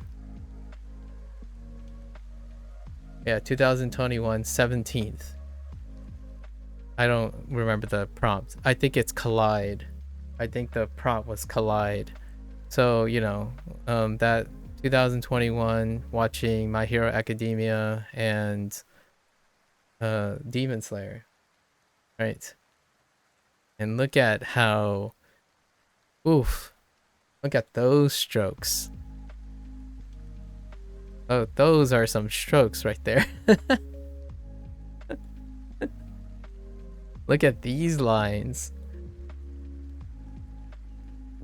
And we took some scattering. Look at that. Ooh wee. Look at those strokes. But you still get you still get like the idea, right? The expression. I think that's one way to capture language learning. It can be a little messy, but man, boy, with some jerry rigging and ways to describe, like, how would you describe this portrait in a language, right? If you can't quite describe certain things, the picture might be a little hazy, it might look different, but it's still you, in my opinion. It's not an excuse for not learning more. Obviously, every day you learn more, but look at this sword, like how this is being done. It's, and then I'll show you something that's more like last year where it deals with like swords and stuff. So now this is what it looks like most of the time. And then the effects that I do later on is a little different like glowing effects and all that stuff. So it turns into things like things like this where it's there's a separation. There's a separation between like the smoke and the glowing effects, and then the lines. They're deliberately separated so that they don't look a little too clouded and messy when it comes to like effects like that. And there's no reason, like, I don't know what it is, like how you describe it and all that, because I didn't learn drawing and coloring through fundamentals. So this is what it's like to have a hobby, in my opinion, right? Things like this was my watercolor. I try to squeeze in like a watercolor kind of thing at least once. So you have like different textures, different layers, and how the brush works is very different as well. It's kind of like IRL. Your brushes will be different, so you would have to color and shade and like mix differently, even in a digital sense. The digital sense is trying to mirror that too. So how do you create these stacks of color is different from what I'm doing now. So I experimented a lot, and I think that's what immersion is for language learning. If you go to Japan and you have to do the task, and you have all these things that you see around, lying around, you use them, and eventually it leads to something. You beat around and add random lines here and there. These things took a really long time. Last year I had a lot more time than this year. So this year I still have to squeeze in language learning. Last year I spent the whole time, like all of it. So I had max of like 10 hours plus. I could do 10 hours plus, and also these things took like 4 to 6 hours, but I spent the other like time talking, right, chatting with people about art and whatnot. Well, kind of like what we're doing here. Yeah, I gave myself 3 hours, and then I subtract the amount of time that I talk. Usually, so far, all these prompts took about I would say anywhere between 2 and 4 hours. Even though I spent 4 to 6 hours, because I like chatting. Chatting is very important. Understanding, building meaning. Doing things without meaning is something I discourage. Not actively discourage, but when you're doing something and you don't like talking about what you're doing to people or to yourself or to anyone, that to me makes each day less and less valuable. So I don't mind talking about my journey, where it started. In fact, earlier today I just got asked, how's Japanese going? Did you have any progress? And I'm like, every day is progress. That kind of illustrates the point. If someone asks me, when I spend time, did I get any progress? The answer is yes. If it's no, then I have a problem, right? Time is precious. Thinking that you do things and there's a chance you get zero progress, to me, sounds like the beginning of a very unhealthy relationship with whatever you're doing. All right, I'm not sure if you know the second thing, human being. I know you like Japanese quite a lot. I'm not sure if you know the silhouette of the second thing that I'm trying to draw, which personally I haven't had any experience with myself. I would like to try it though. We gotta add some texture now. Now we gotta be creative and figure out how we're gonna texture this thing. uh, how are we gonna go about texturing this? Hmm. Uh,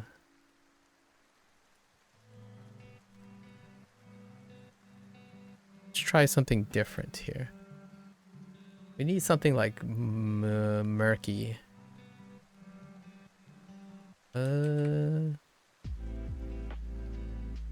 Maybe not that murky. No.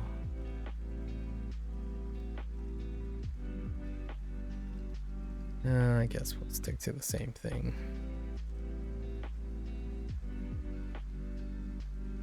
Oh, that's too harsh.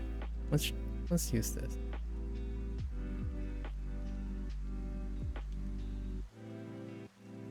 Or this. No. What's this do? No. I'm trying out all my old the brushes that I decided were useful over time from last year, because I have like a favorites thing, and I haven't used any of them except for like 2. All right. Well, let's use.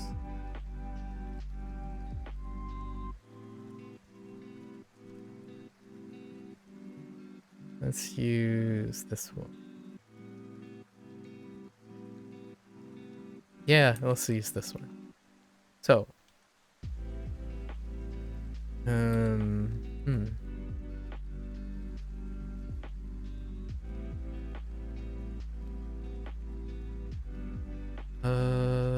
I need another color. Yeah. Yeah. Yeah.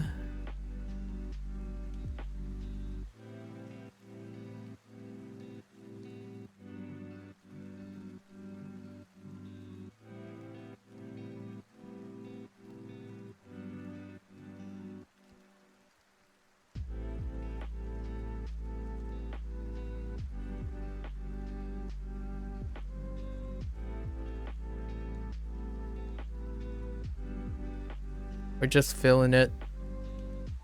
We're just filling it up.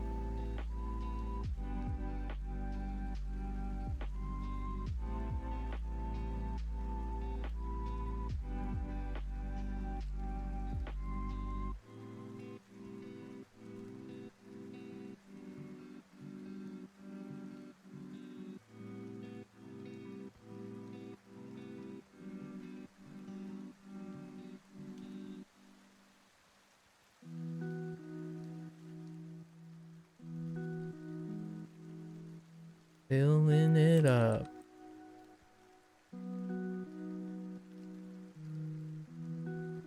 Gotta improvise. Improvise.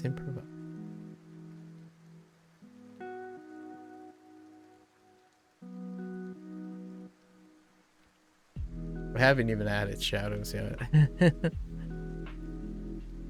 we'll do some shadowing soon enough. What were we going with?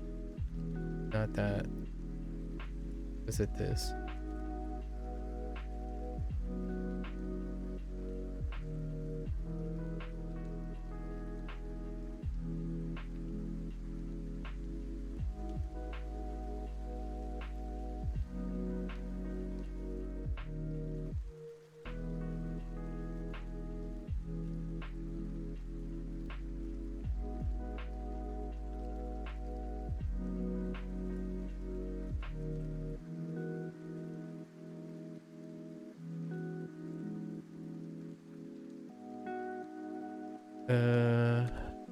Like this.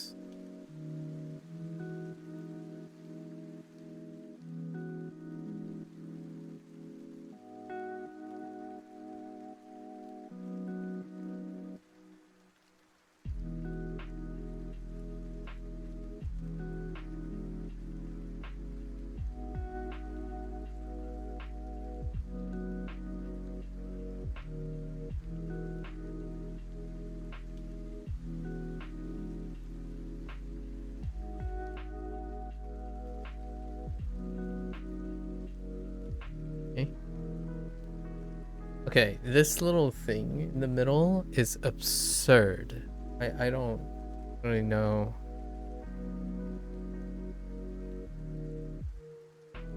I think the best way we're going to try to capture this is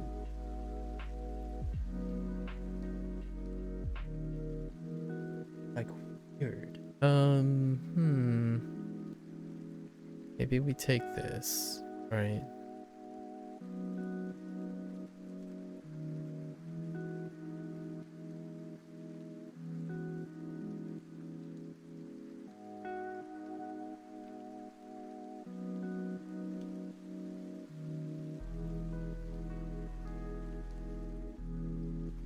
That's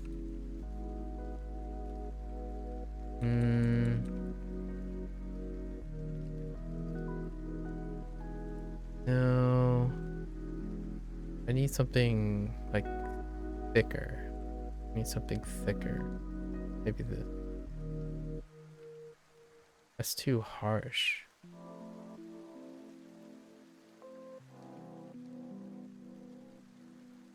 Is that supposed to be a akabi? Yes, akebi. Yeah, it is. At some point. Uh,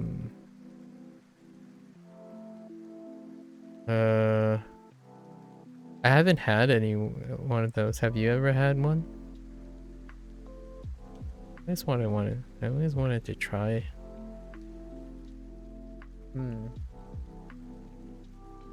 Kind of like obscured. So difficult.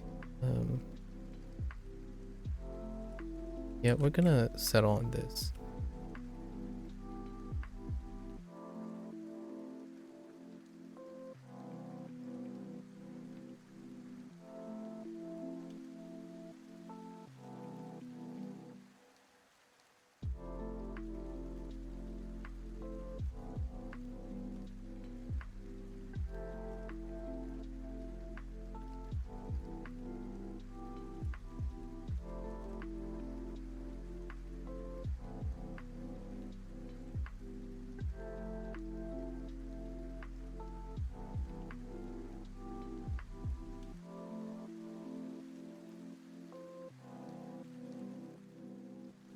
Don't ask.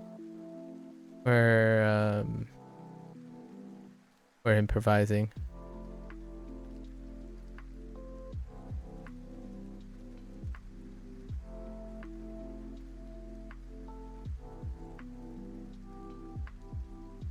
Okay. No? Pretty okay. Looks kind of delicious.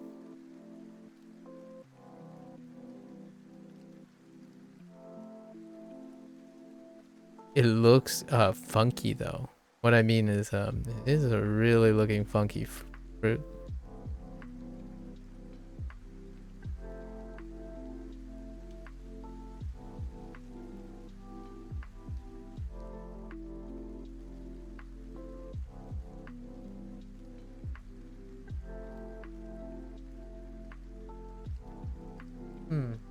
Yeah, I should have maybe. That's okay. We're not gonna worry about directionality. It's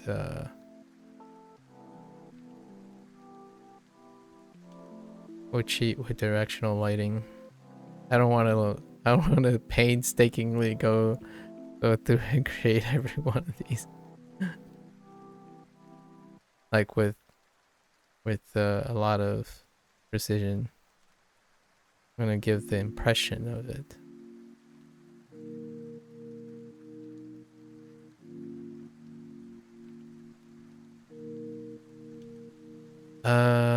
So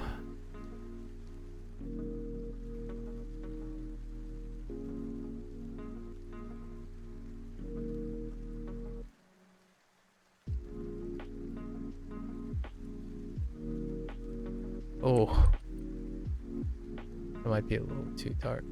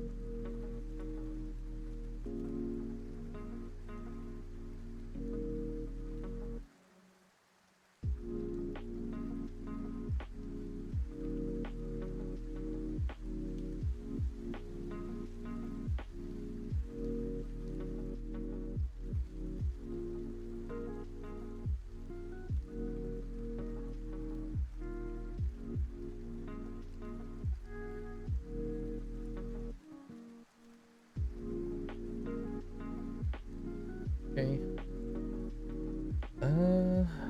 Now we need like a kind of a gelatinous hazy thing over it. Like, how do I produce that? Probably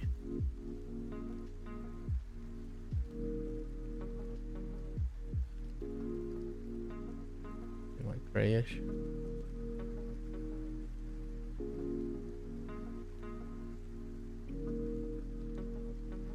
And then I'm gonna need a smear.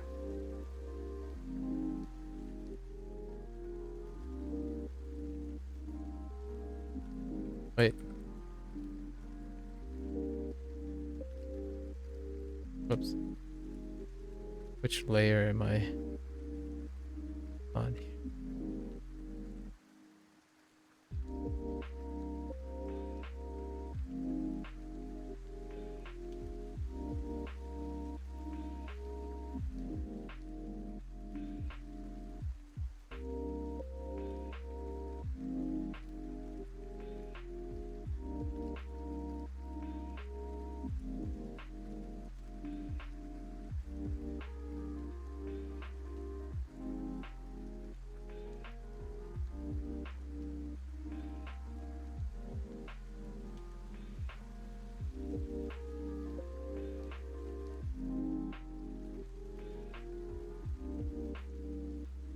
I guess that's my attempt.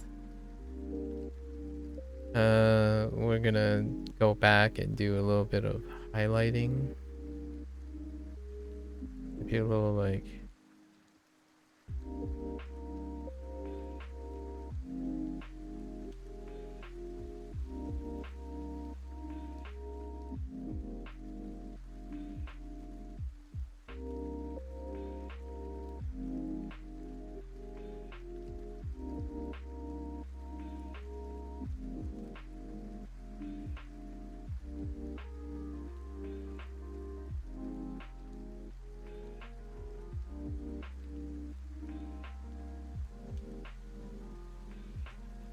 trying to convey like a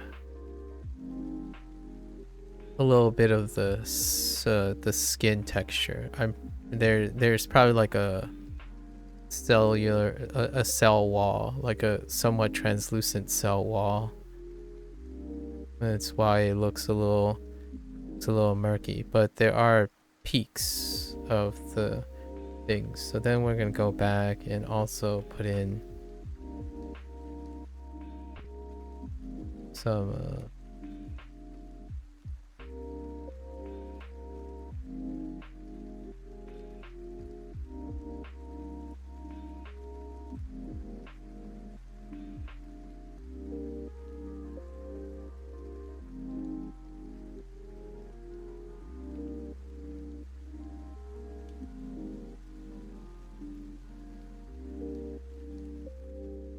something to like give a little bit of contrast. Oh, that's my attempt anyways. We'll add like shadowing soon. Everything looks a little bit flat because we're not concerned with shadowing yet. Not yet.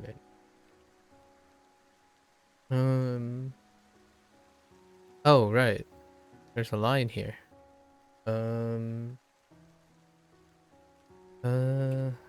Right. How much time? Meh, meh. All right.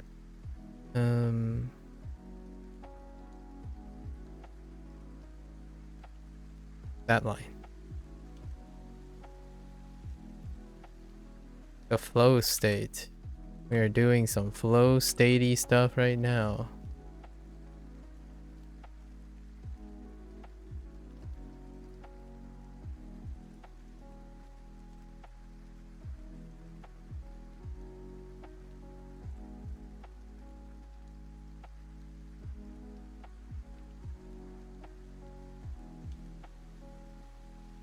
I'm definitely not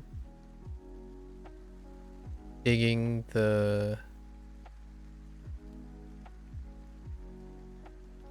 my lack of a specific texture.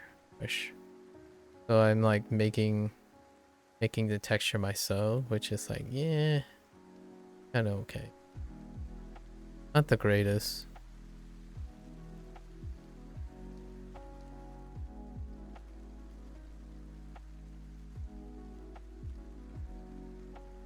I have to trust the process in this case. Something like this.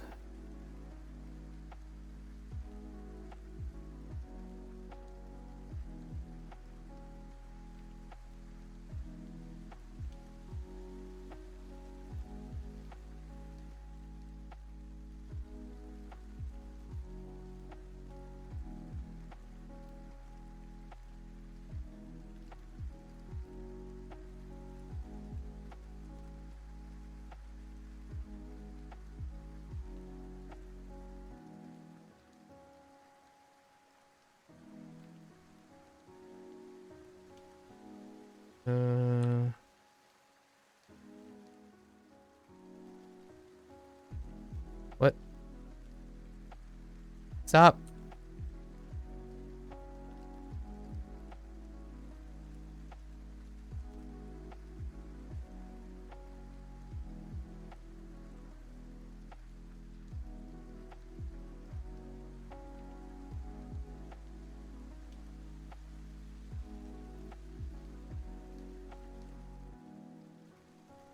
Nah. That's kind of terrible.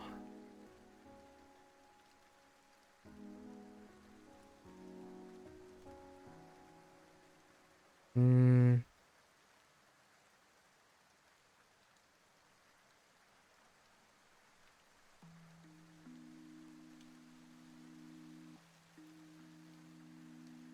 Hmm.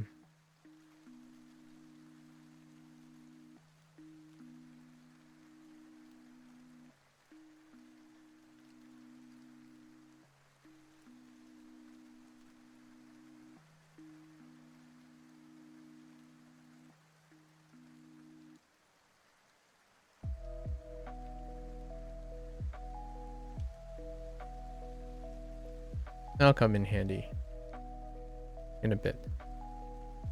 Okay. Let's do this thing.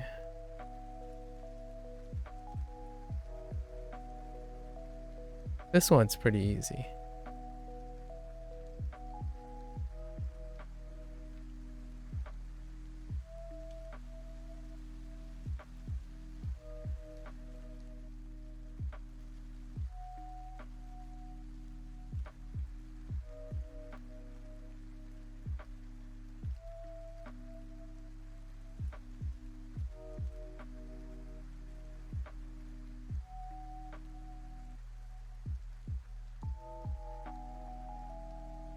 Okay.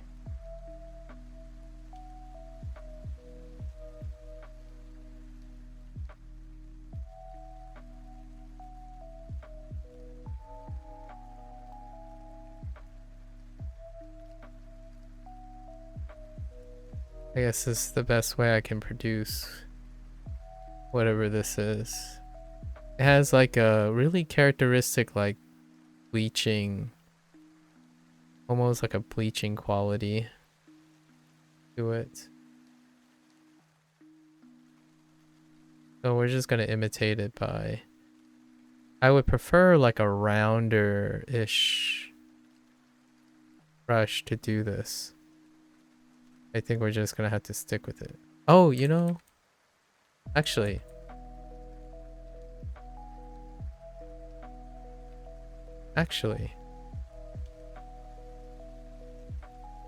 hold the phone.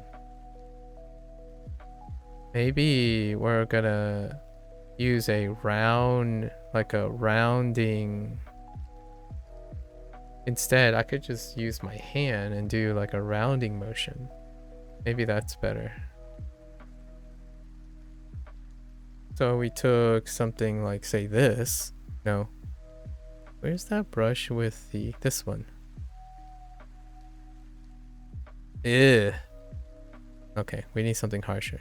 So What if I do it this way? Oh, I can produce that. Neat. Very neat. Oh, not if I press too hard. If I press too hard, it will... You have to be very, very gentle about this.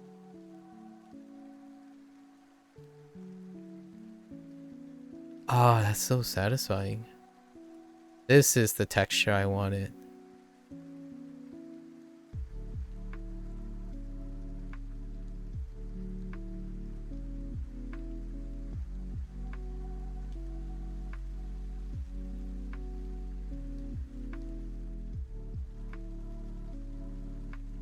Although, we want to keep it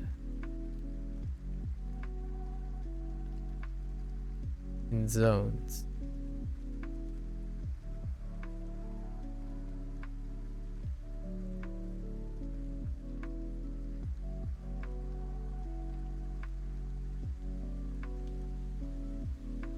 Okay.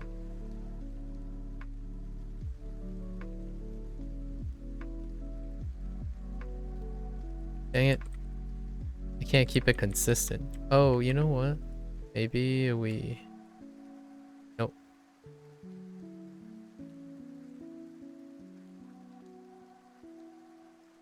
Yeah, you need to be super light.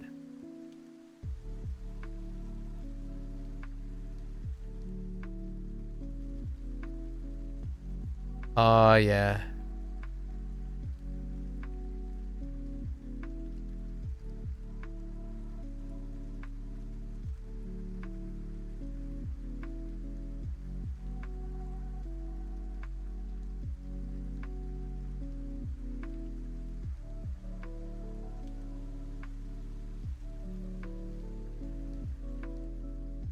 Oops.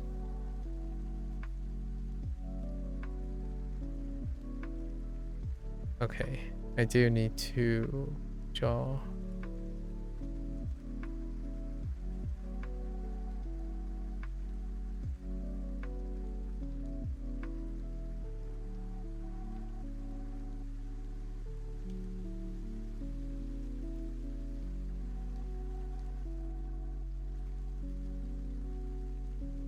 Okay. Probably want to go...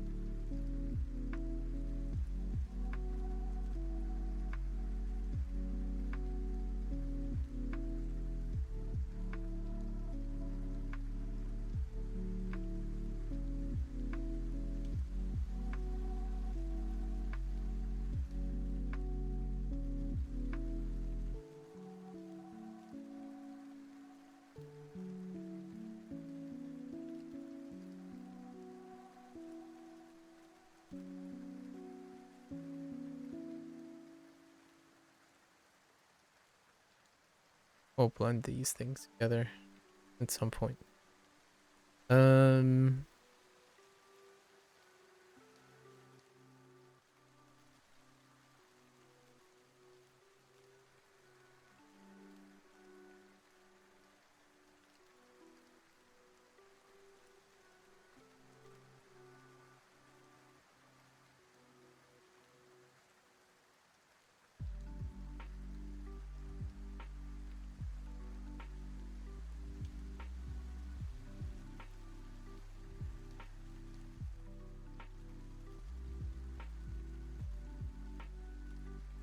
I think we're gonna have to rely on our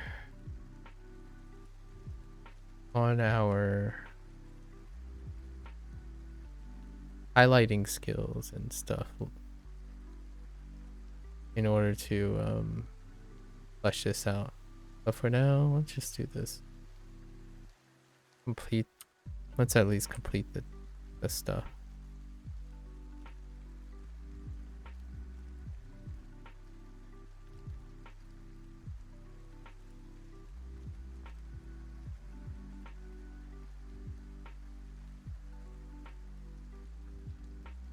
Uh,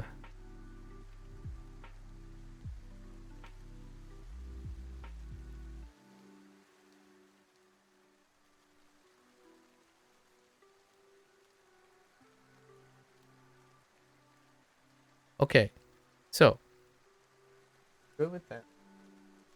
30 minutes. Okay, okay, okay. So now, how do we do? Okay. So I think I'm gonna use this brush, or maybe I spray paint. Let's do spray painting, and we'll just use dark.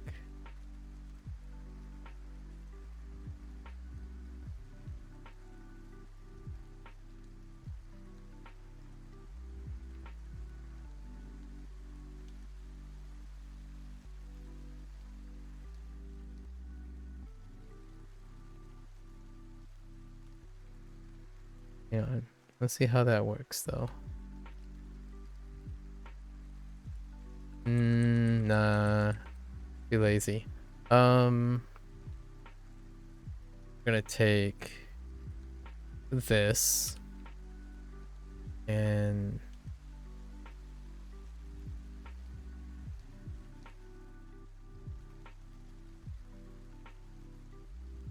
nope.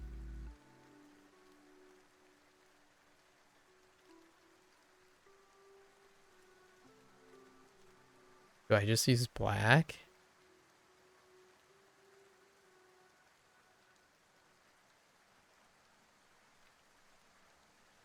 Uh,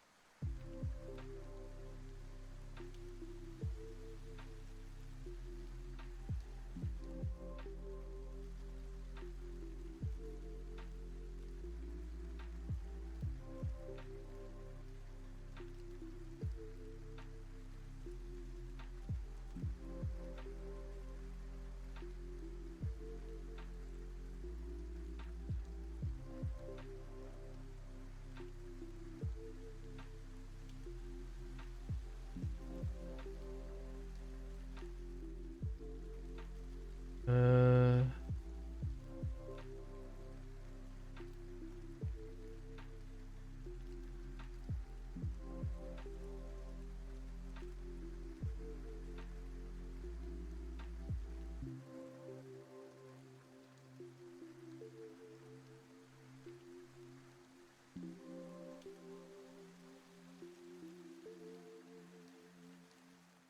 too dark.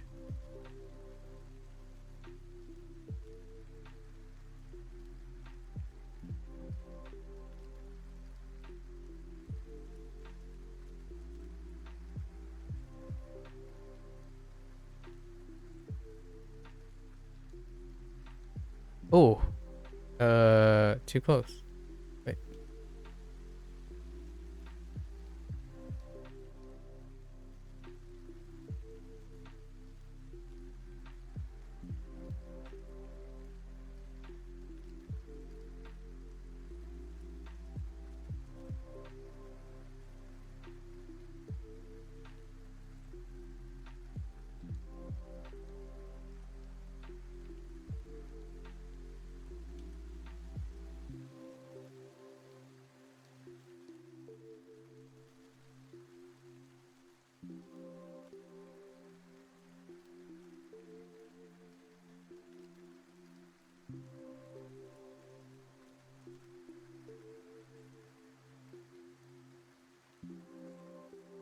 Ugh.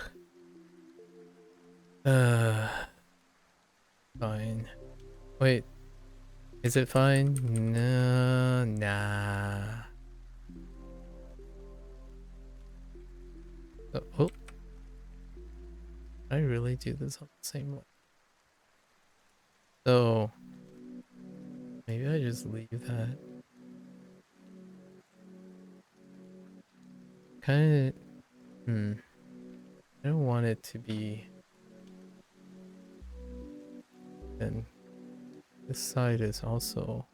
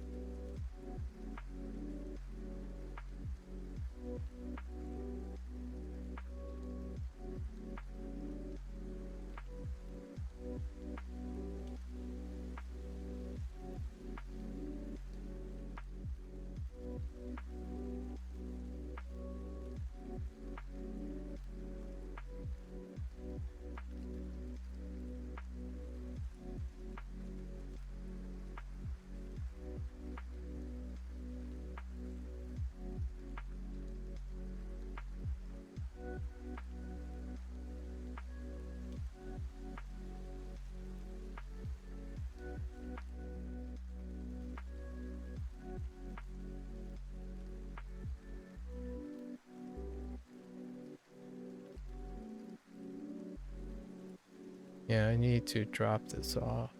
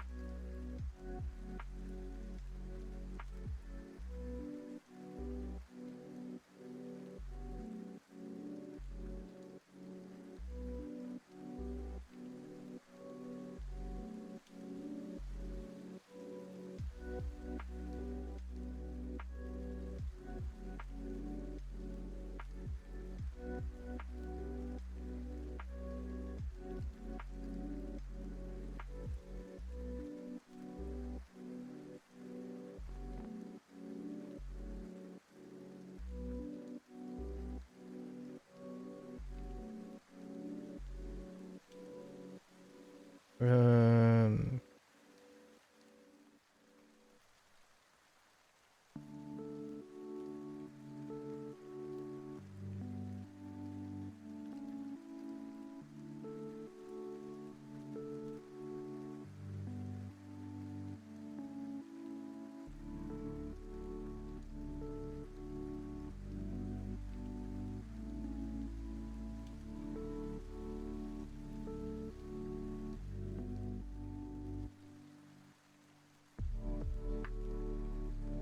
not going too hot. Not going hot.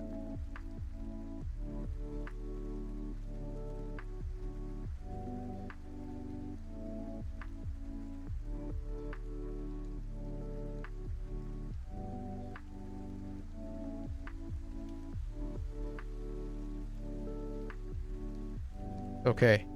Okay, I have a plan. I have a plan.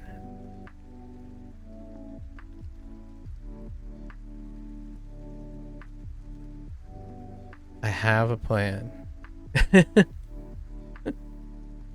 I think I have a plan.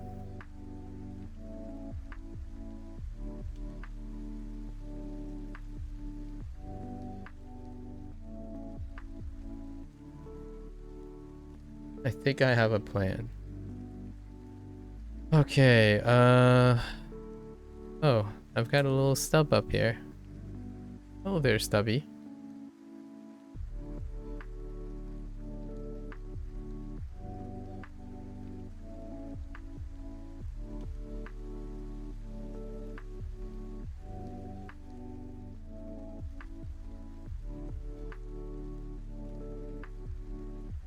Okay. All right. All right. Last plan. All right, last plan.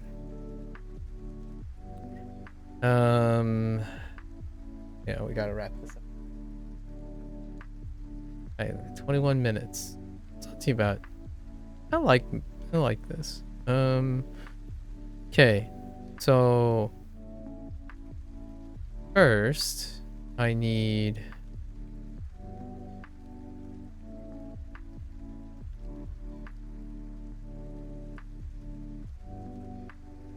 Okay.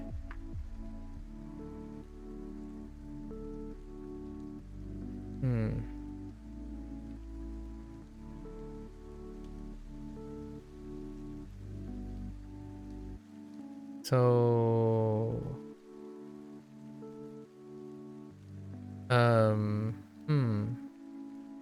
okay. Probably the easiest way to go about this.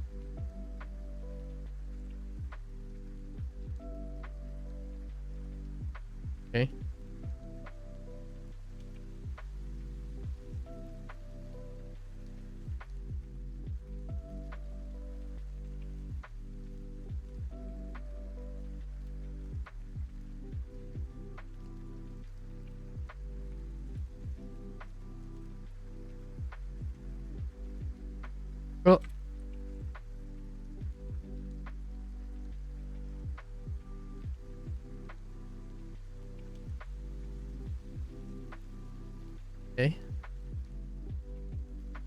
All right.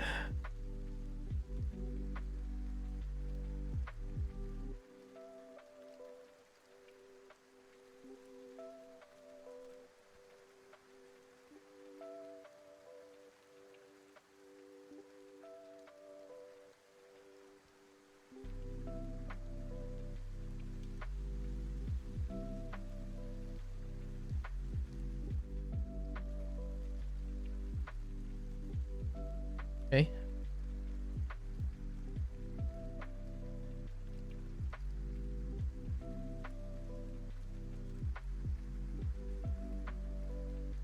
Okay.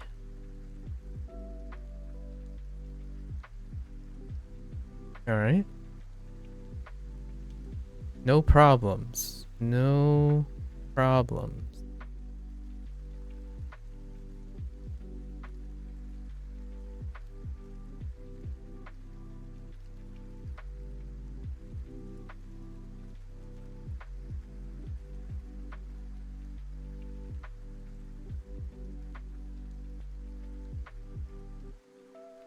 My unsteady hands will be sufficient.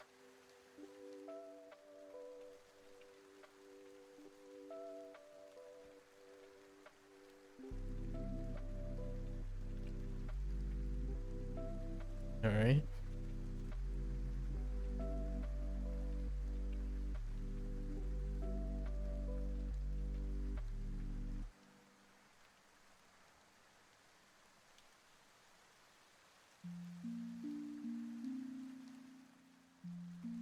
Okay.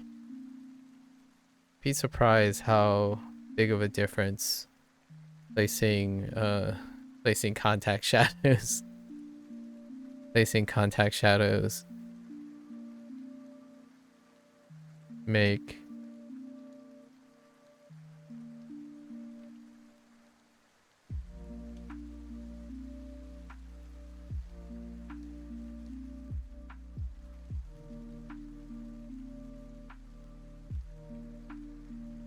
Um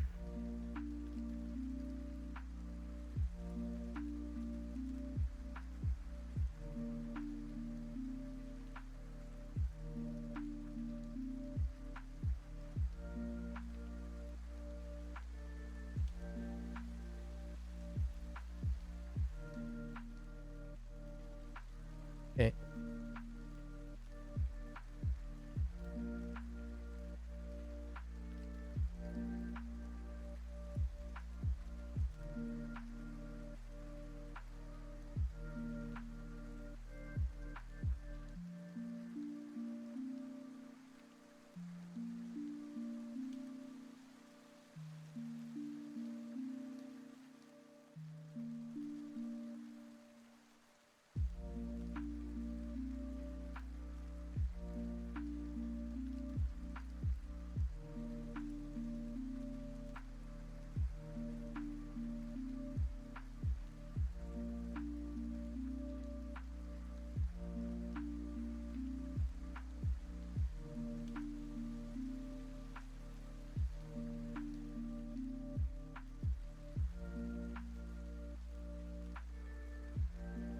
Oh. Oh, it has to be underneath. Oh, yeah. Okay.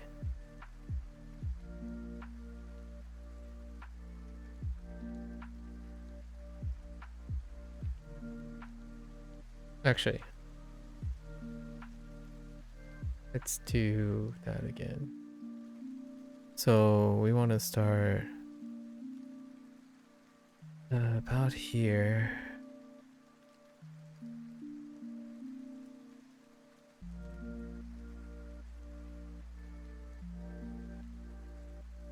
All that wait, how do I add? No, no, no, no.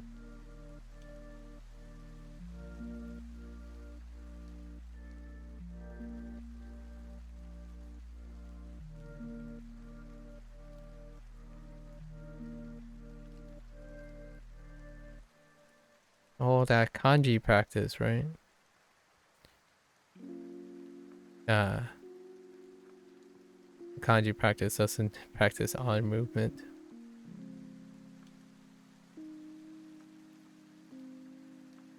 Okay.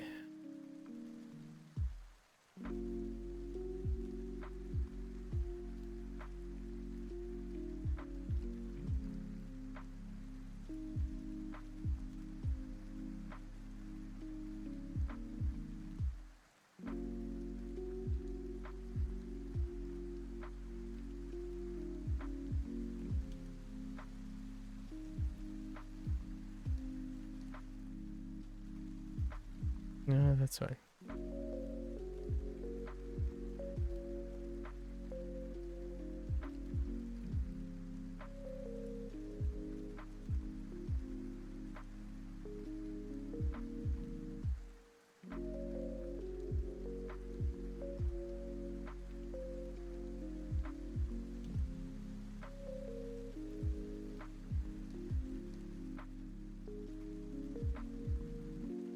It's okay.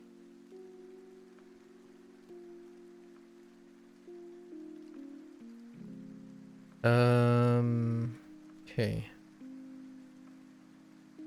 Okay.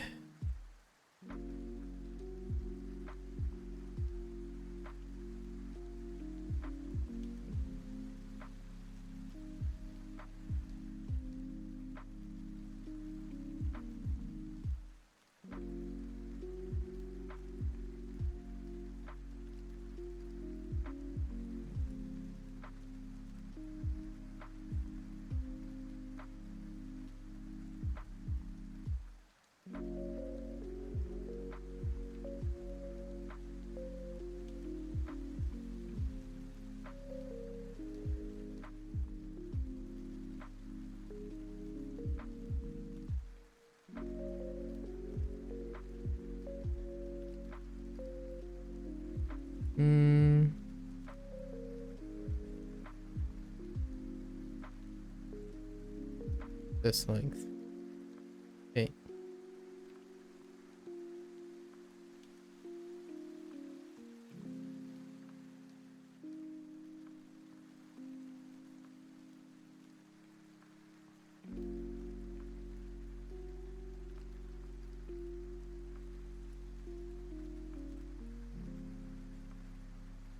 Oops.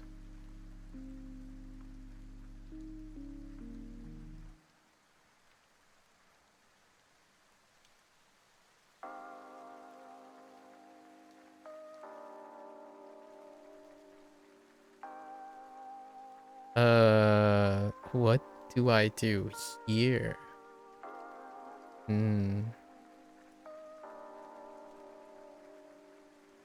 Oops. Wrong tool. It's probably gonna be like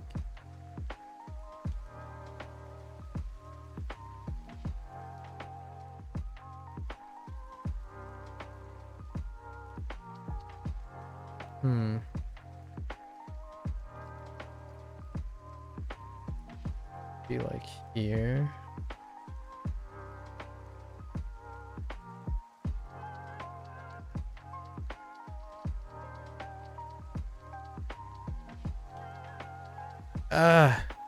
It's not quite there on that one. That's fine.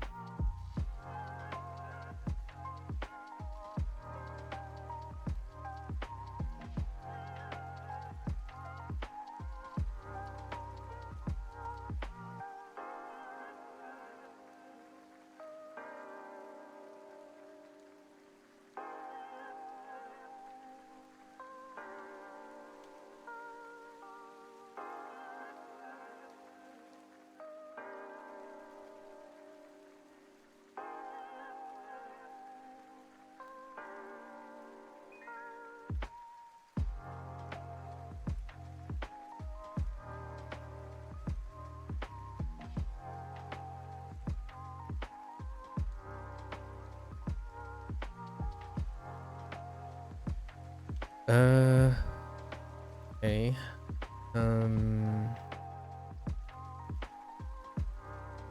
We're just gonna take our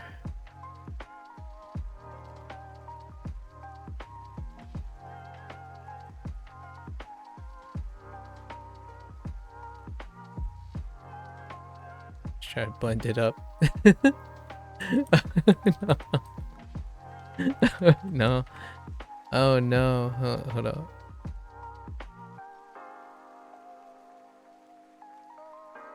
That's good enough.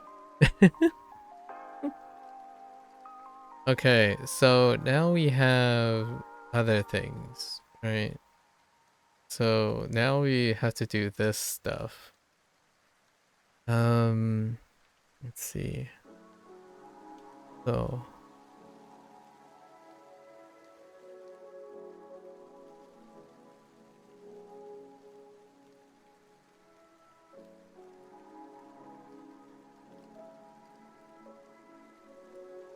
dang it.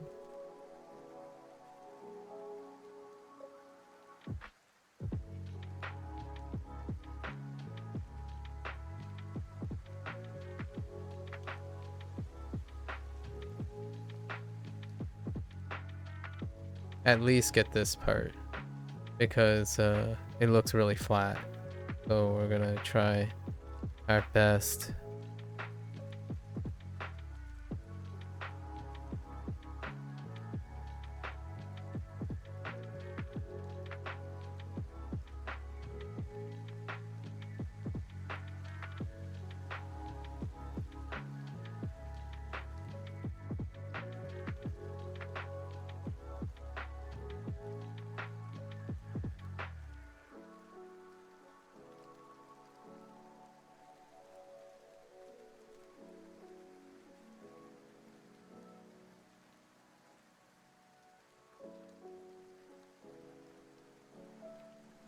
Oh, that was too sharp. Dang it. I pressed too hard. I think one thing that obviously is not made very obvious here in terms of digital artwork nowadays is that a lot of it does more than people expect deals with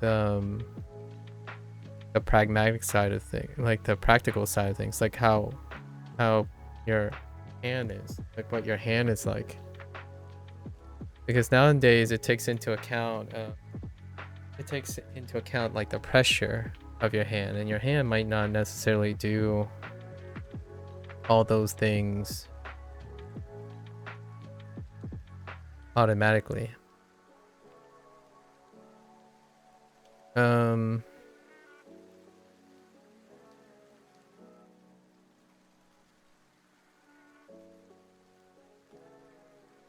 So now we have to, because I'm not using any line drawing, so this thing does not have any lines. This one's gonna be tough. I want to get the whole thing in.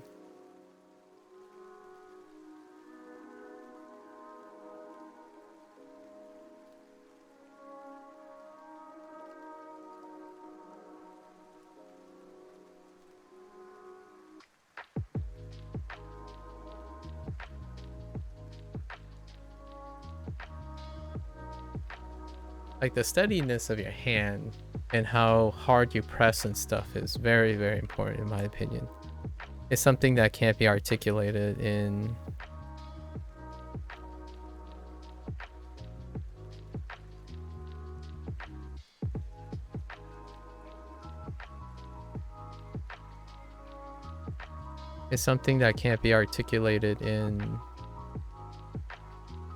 by looking. Like you can't appreciate how hard you can kind of like you can see the shading being different, but it is a experience. I really highly encourage it for anyone who's interested, because it's a lot of fun. Like just messing around. It's kind of like writing in general.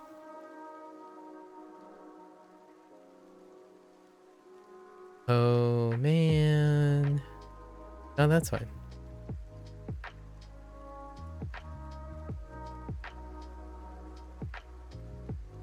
Okay. Yeah.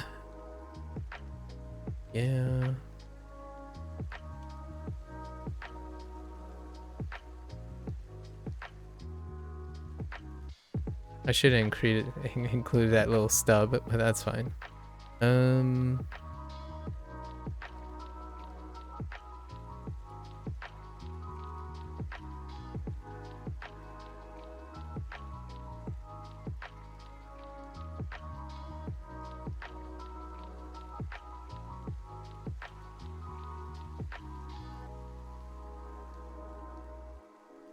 One.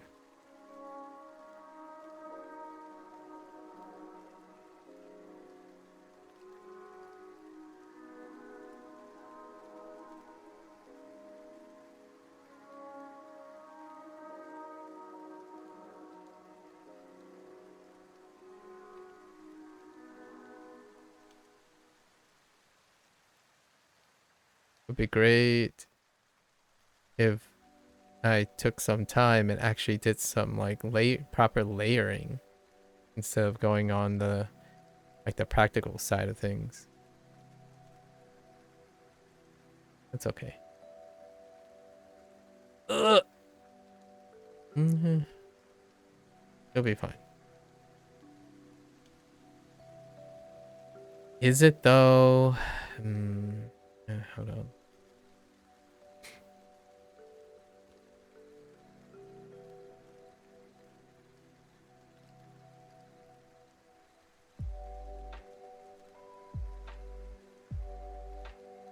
Man, I do need to make sure it's fine.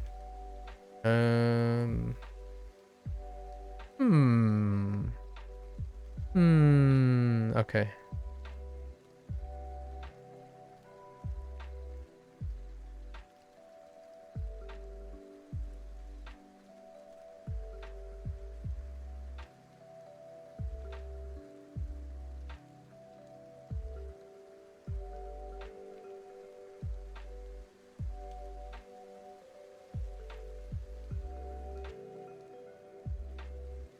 Oh my gosh. Send help. Why did I make it such a... Okay. 大丈夫です。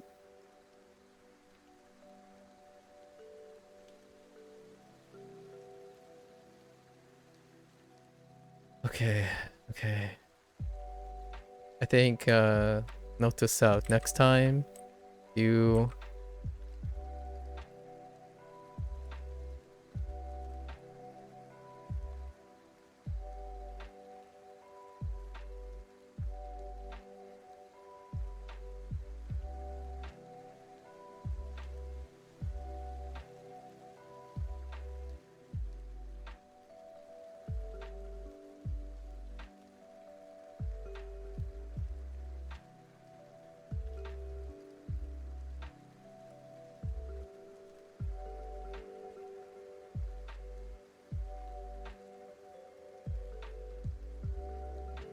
do everything all at once.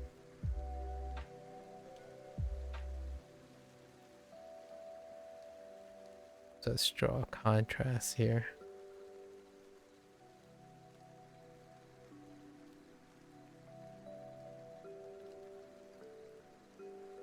I guess I'm basically vectoring. I'm more or less vectoring to create sharpness. So the messy art things are framed well. So they look less messy. You know? And more intentional.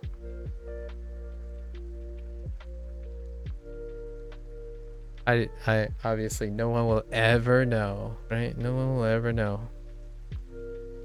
No one will ever know unless you're watching this. Which that's the whole point.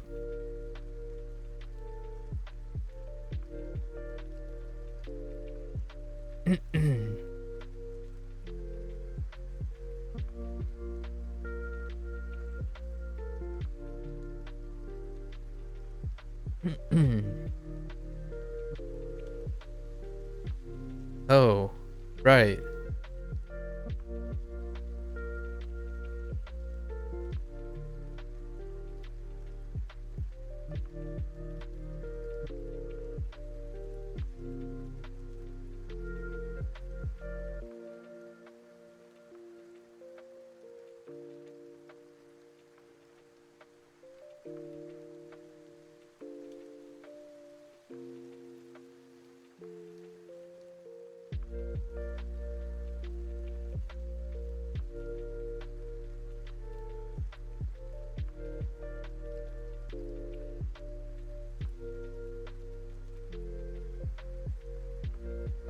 Good enough. No, it's not what I meant to do. Okay. Gosh darn it.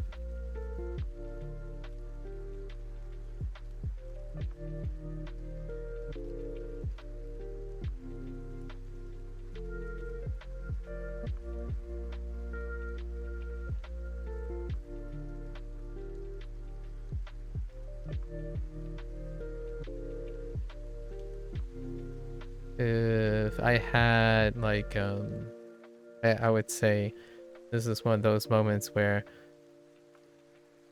if I knew my fundamentals,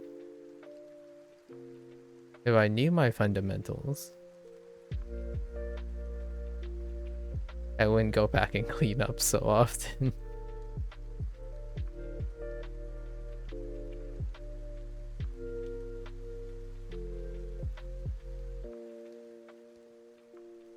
That's okay.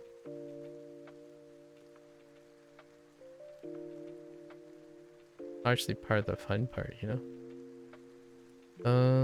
Yeah, sure. That's a little stubby.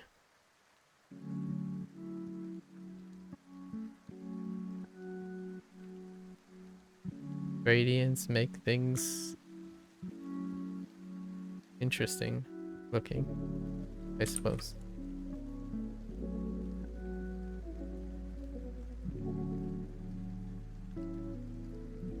All right.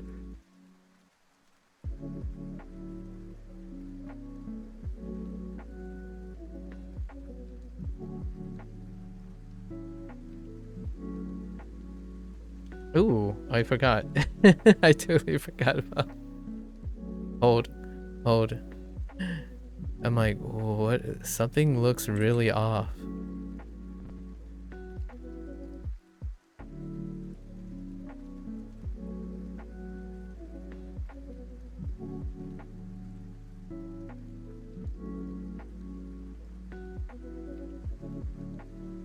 Oh boy. Whose idea was it?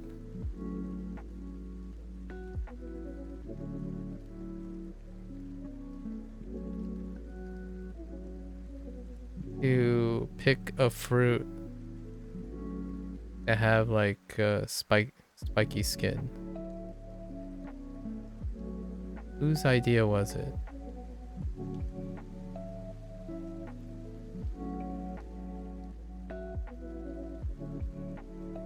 That person is an idiot.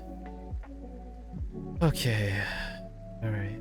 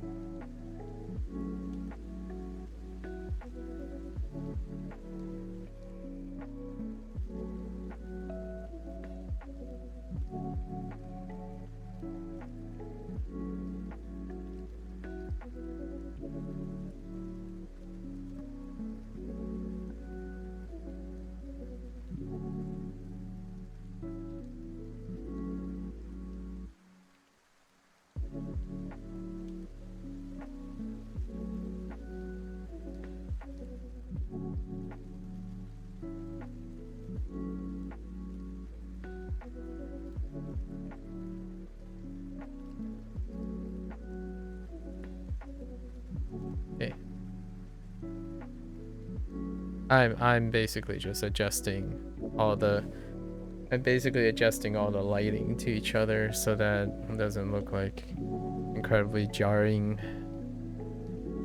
Okay. I think that's what we got. It looks okay. I tried.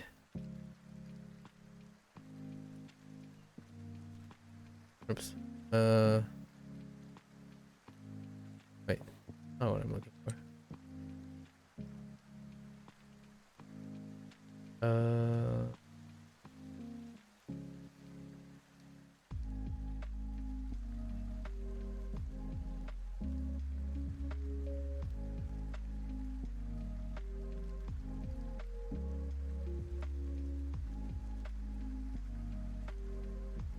Okay.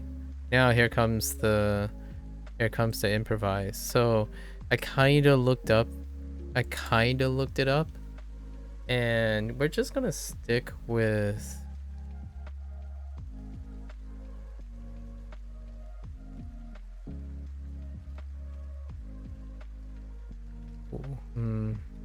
hold on.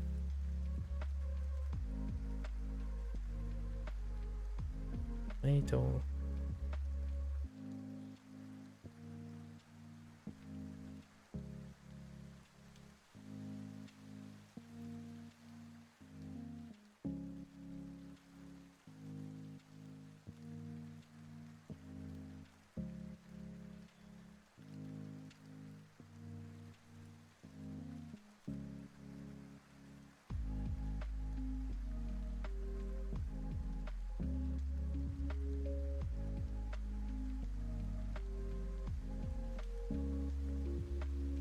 Hey.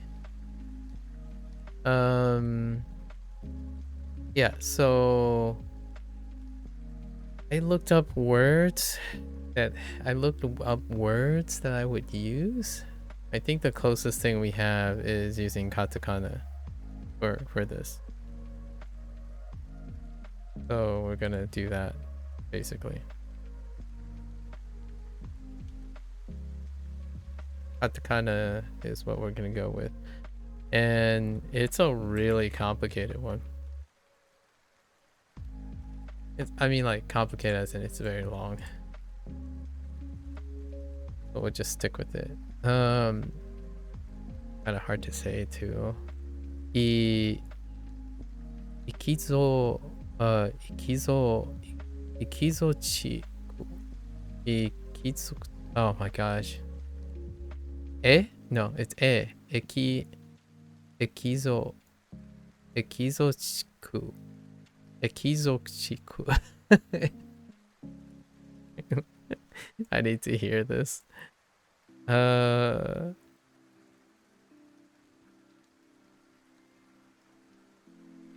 love thinking about and suddenly the painting looks 3D. Yeah, that's usually the last stage is usually the 3D thing. I have to say it. エキゾチック Ekizojiku. Ekizo ekizoji ekizoji eki ekizochiku. Ekizochiku is the word we're gonna use for this. And that's the one that I'm gonna settle on, even though I don't want to say it, so we're just gonna write it. Ekizochiku. Ekizochiku. We're gonna write it right up here. And for the Chinese word is a word I'm kind of familiar with. It's of foreign land. So of foreign taste. Or exotic. I didn't like all the other words that I looked at, so we're just gonna write that down.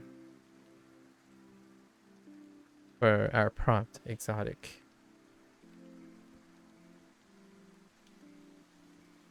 Okay.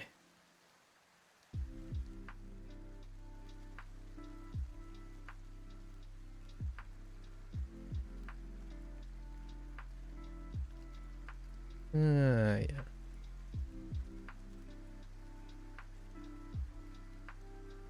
E, I,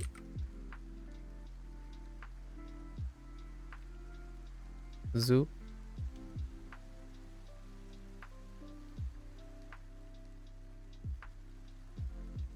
Chi. Wait, Chi. Yes.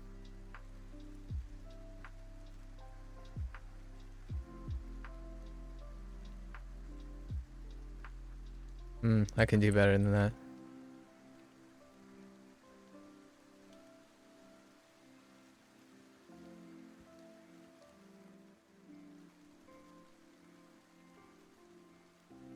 That looks ugly. I can't lift up properly. That's fine.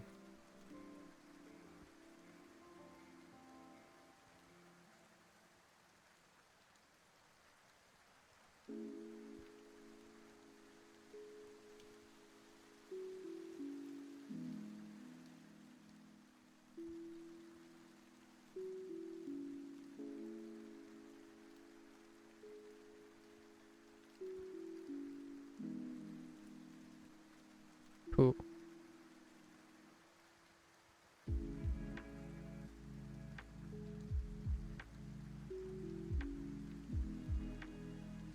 They're all different sizes. Wait. I think I wrote. Uh, it's good enough.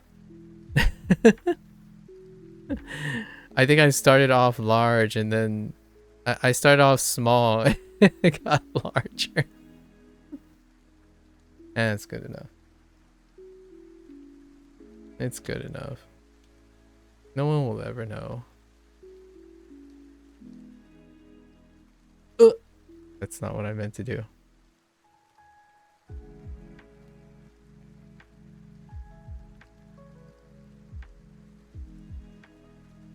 And this one is this one's hard. Although I do recognize it though. Oh no. I've forgotten it. It's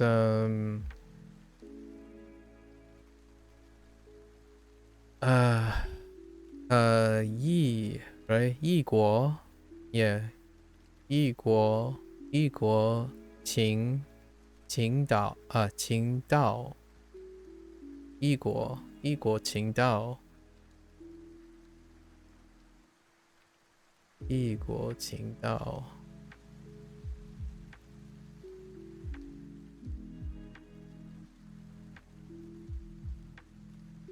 I do have to check the first one, the first character. Okay, okay. 异国情道.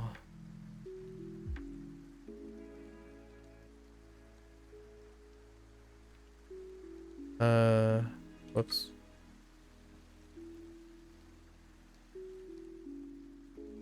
Okay.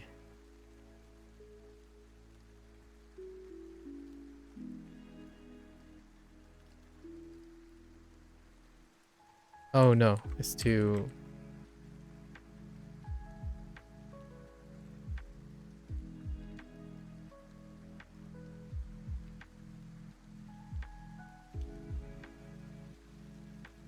big.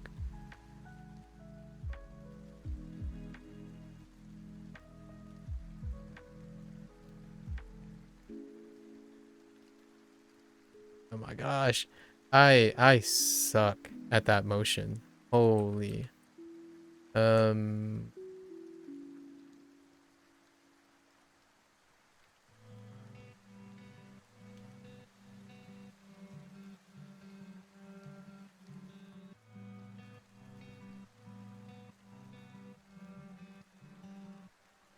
Yeah.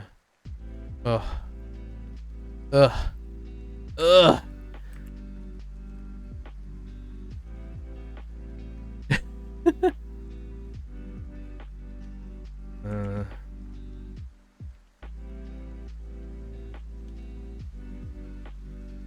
That's too big.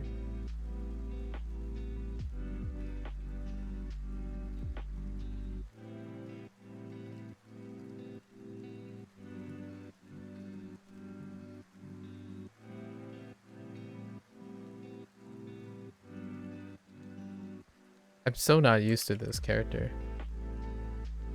That looks okay.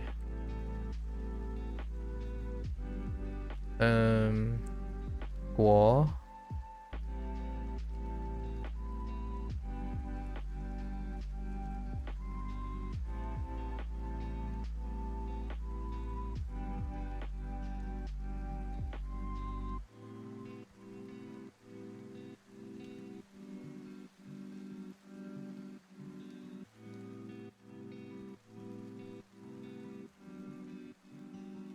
Qing. I think it's this Qing.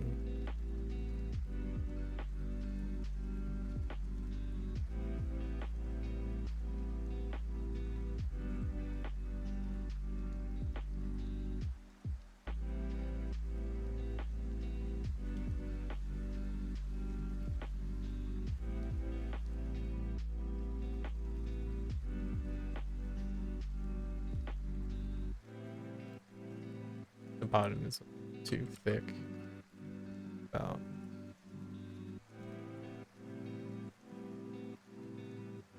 Ting Dao. Dao. I kinda know. It's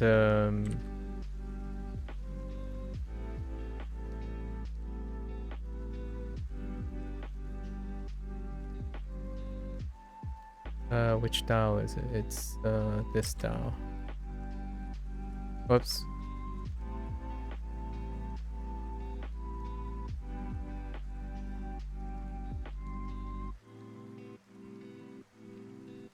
Yeah. So equal, Qing Dao. The top. Ooh, that one's tough. The getting the sizing right. Like this one's too tall. And the second one is a little too small. It's fine. No one will ever know. Who even writes anymore, right? Who even needs to write characters anymore? Like asking who even needs to draw anymore? Drawing such a...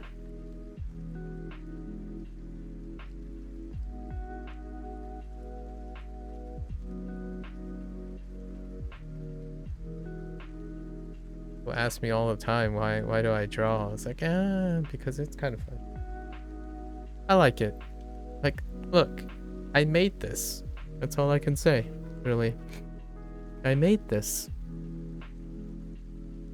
I'm 20 minutes over, but that's okay.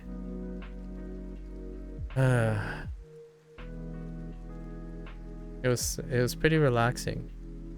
I think art just I don't know how. Okay.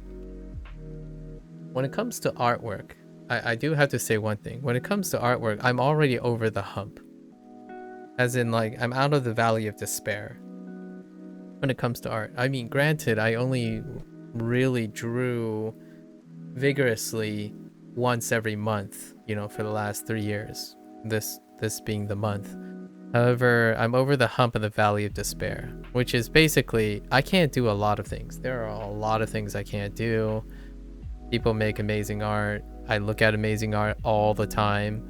But the biggest but of all with 3 T's is that I've done it long enough that I can appreciate how difficult and skillful everyone else who has dedicated their lives to this craft, not just digital art, like any form of art. And I watch a lot of art, right?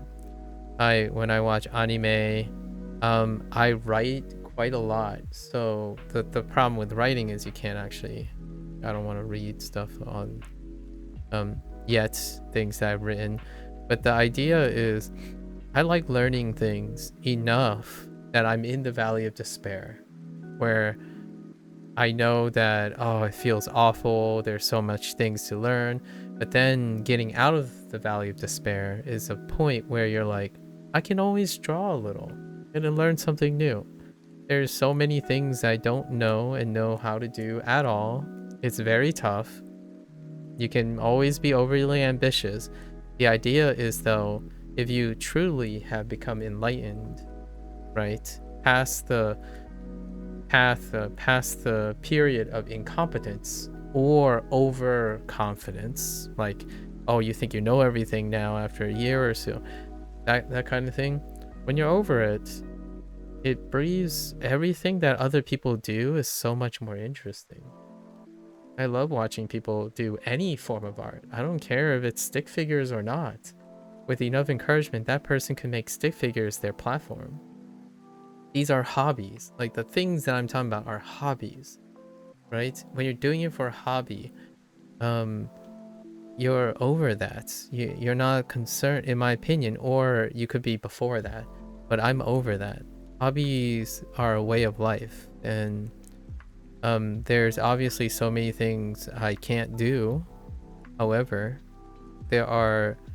I know enough to appreciate what I'm consuming. It gives me a great appreciation.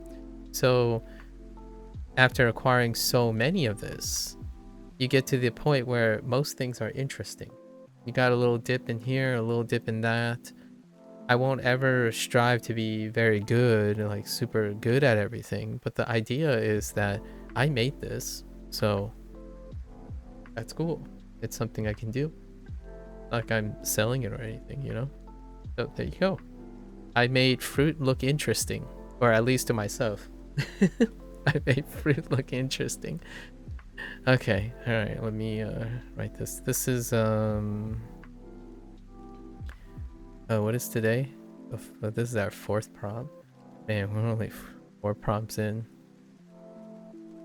I gotta make sure I don't write 2025. I accidentally wrote 2025 a couple of times, sorry. Alright, there we go. That's our prompt for today. It's time for it's time to switch it up. I wanted to leave it with my usual take-home message, right? Art is fantastic. If you tell me you're terrible at art, I would say if you're creative enough, art is beautiful in general, right? It's almost indescribable how one can feel so out of their element and incapable of doing something, but at the same time it feels rewarding. I think the biggest gap between someone who is incompetent to the point that they don't understand how much they don't know and hyper focus on the things they do know, which is an early thing, versus someone who accepts that they don't know a lot and probably won't ever know enough, but at the same time feel really good at what they can do, right? And that's where I am with art. I think that's where I am with a lot of things, right? I don't know everything about depression and how to overcome depression, but I certainly know enough to appreciate how other people overcome depression and offer advice, right? So we're going to move on to language learning, which I do feel, I think I'm there with language learning. Yeah, more or less. I know what it takes, or I can appreciate what it takes to be incredibly skilled at it and be super comfortable that I have no desire to even reach there. I have a desire to engage in it and enjoy it, much like drawing. I engage and enjoy doing this. I can't even tell you how I felt when I was constantly drawing these like right angle triangle things. Like, look at this. What is that? What is happening there? I don't know what was going on in my mind. I had no idea what I was doing here. I just thought, hey, this stuff looks like it goes there, and it's kind of like this, it's kind of like that, and then you throw it in, throw some shadows, and you're good to go. It looks pleasant. All right, there you have it. Thank you for hanging out. If you're gonna watch this later, thank you. I hope you would join me. Maybe do one prompt every other 4 days. Something to elicit your creative spirit. Right. All right. I better remember to. Whoops. I better remember to save this. Wait, what just happened? Okay, sorry. I forgot to save this.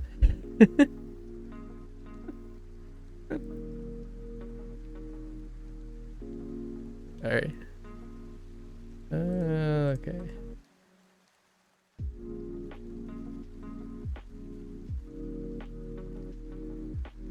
What was this? Exotic.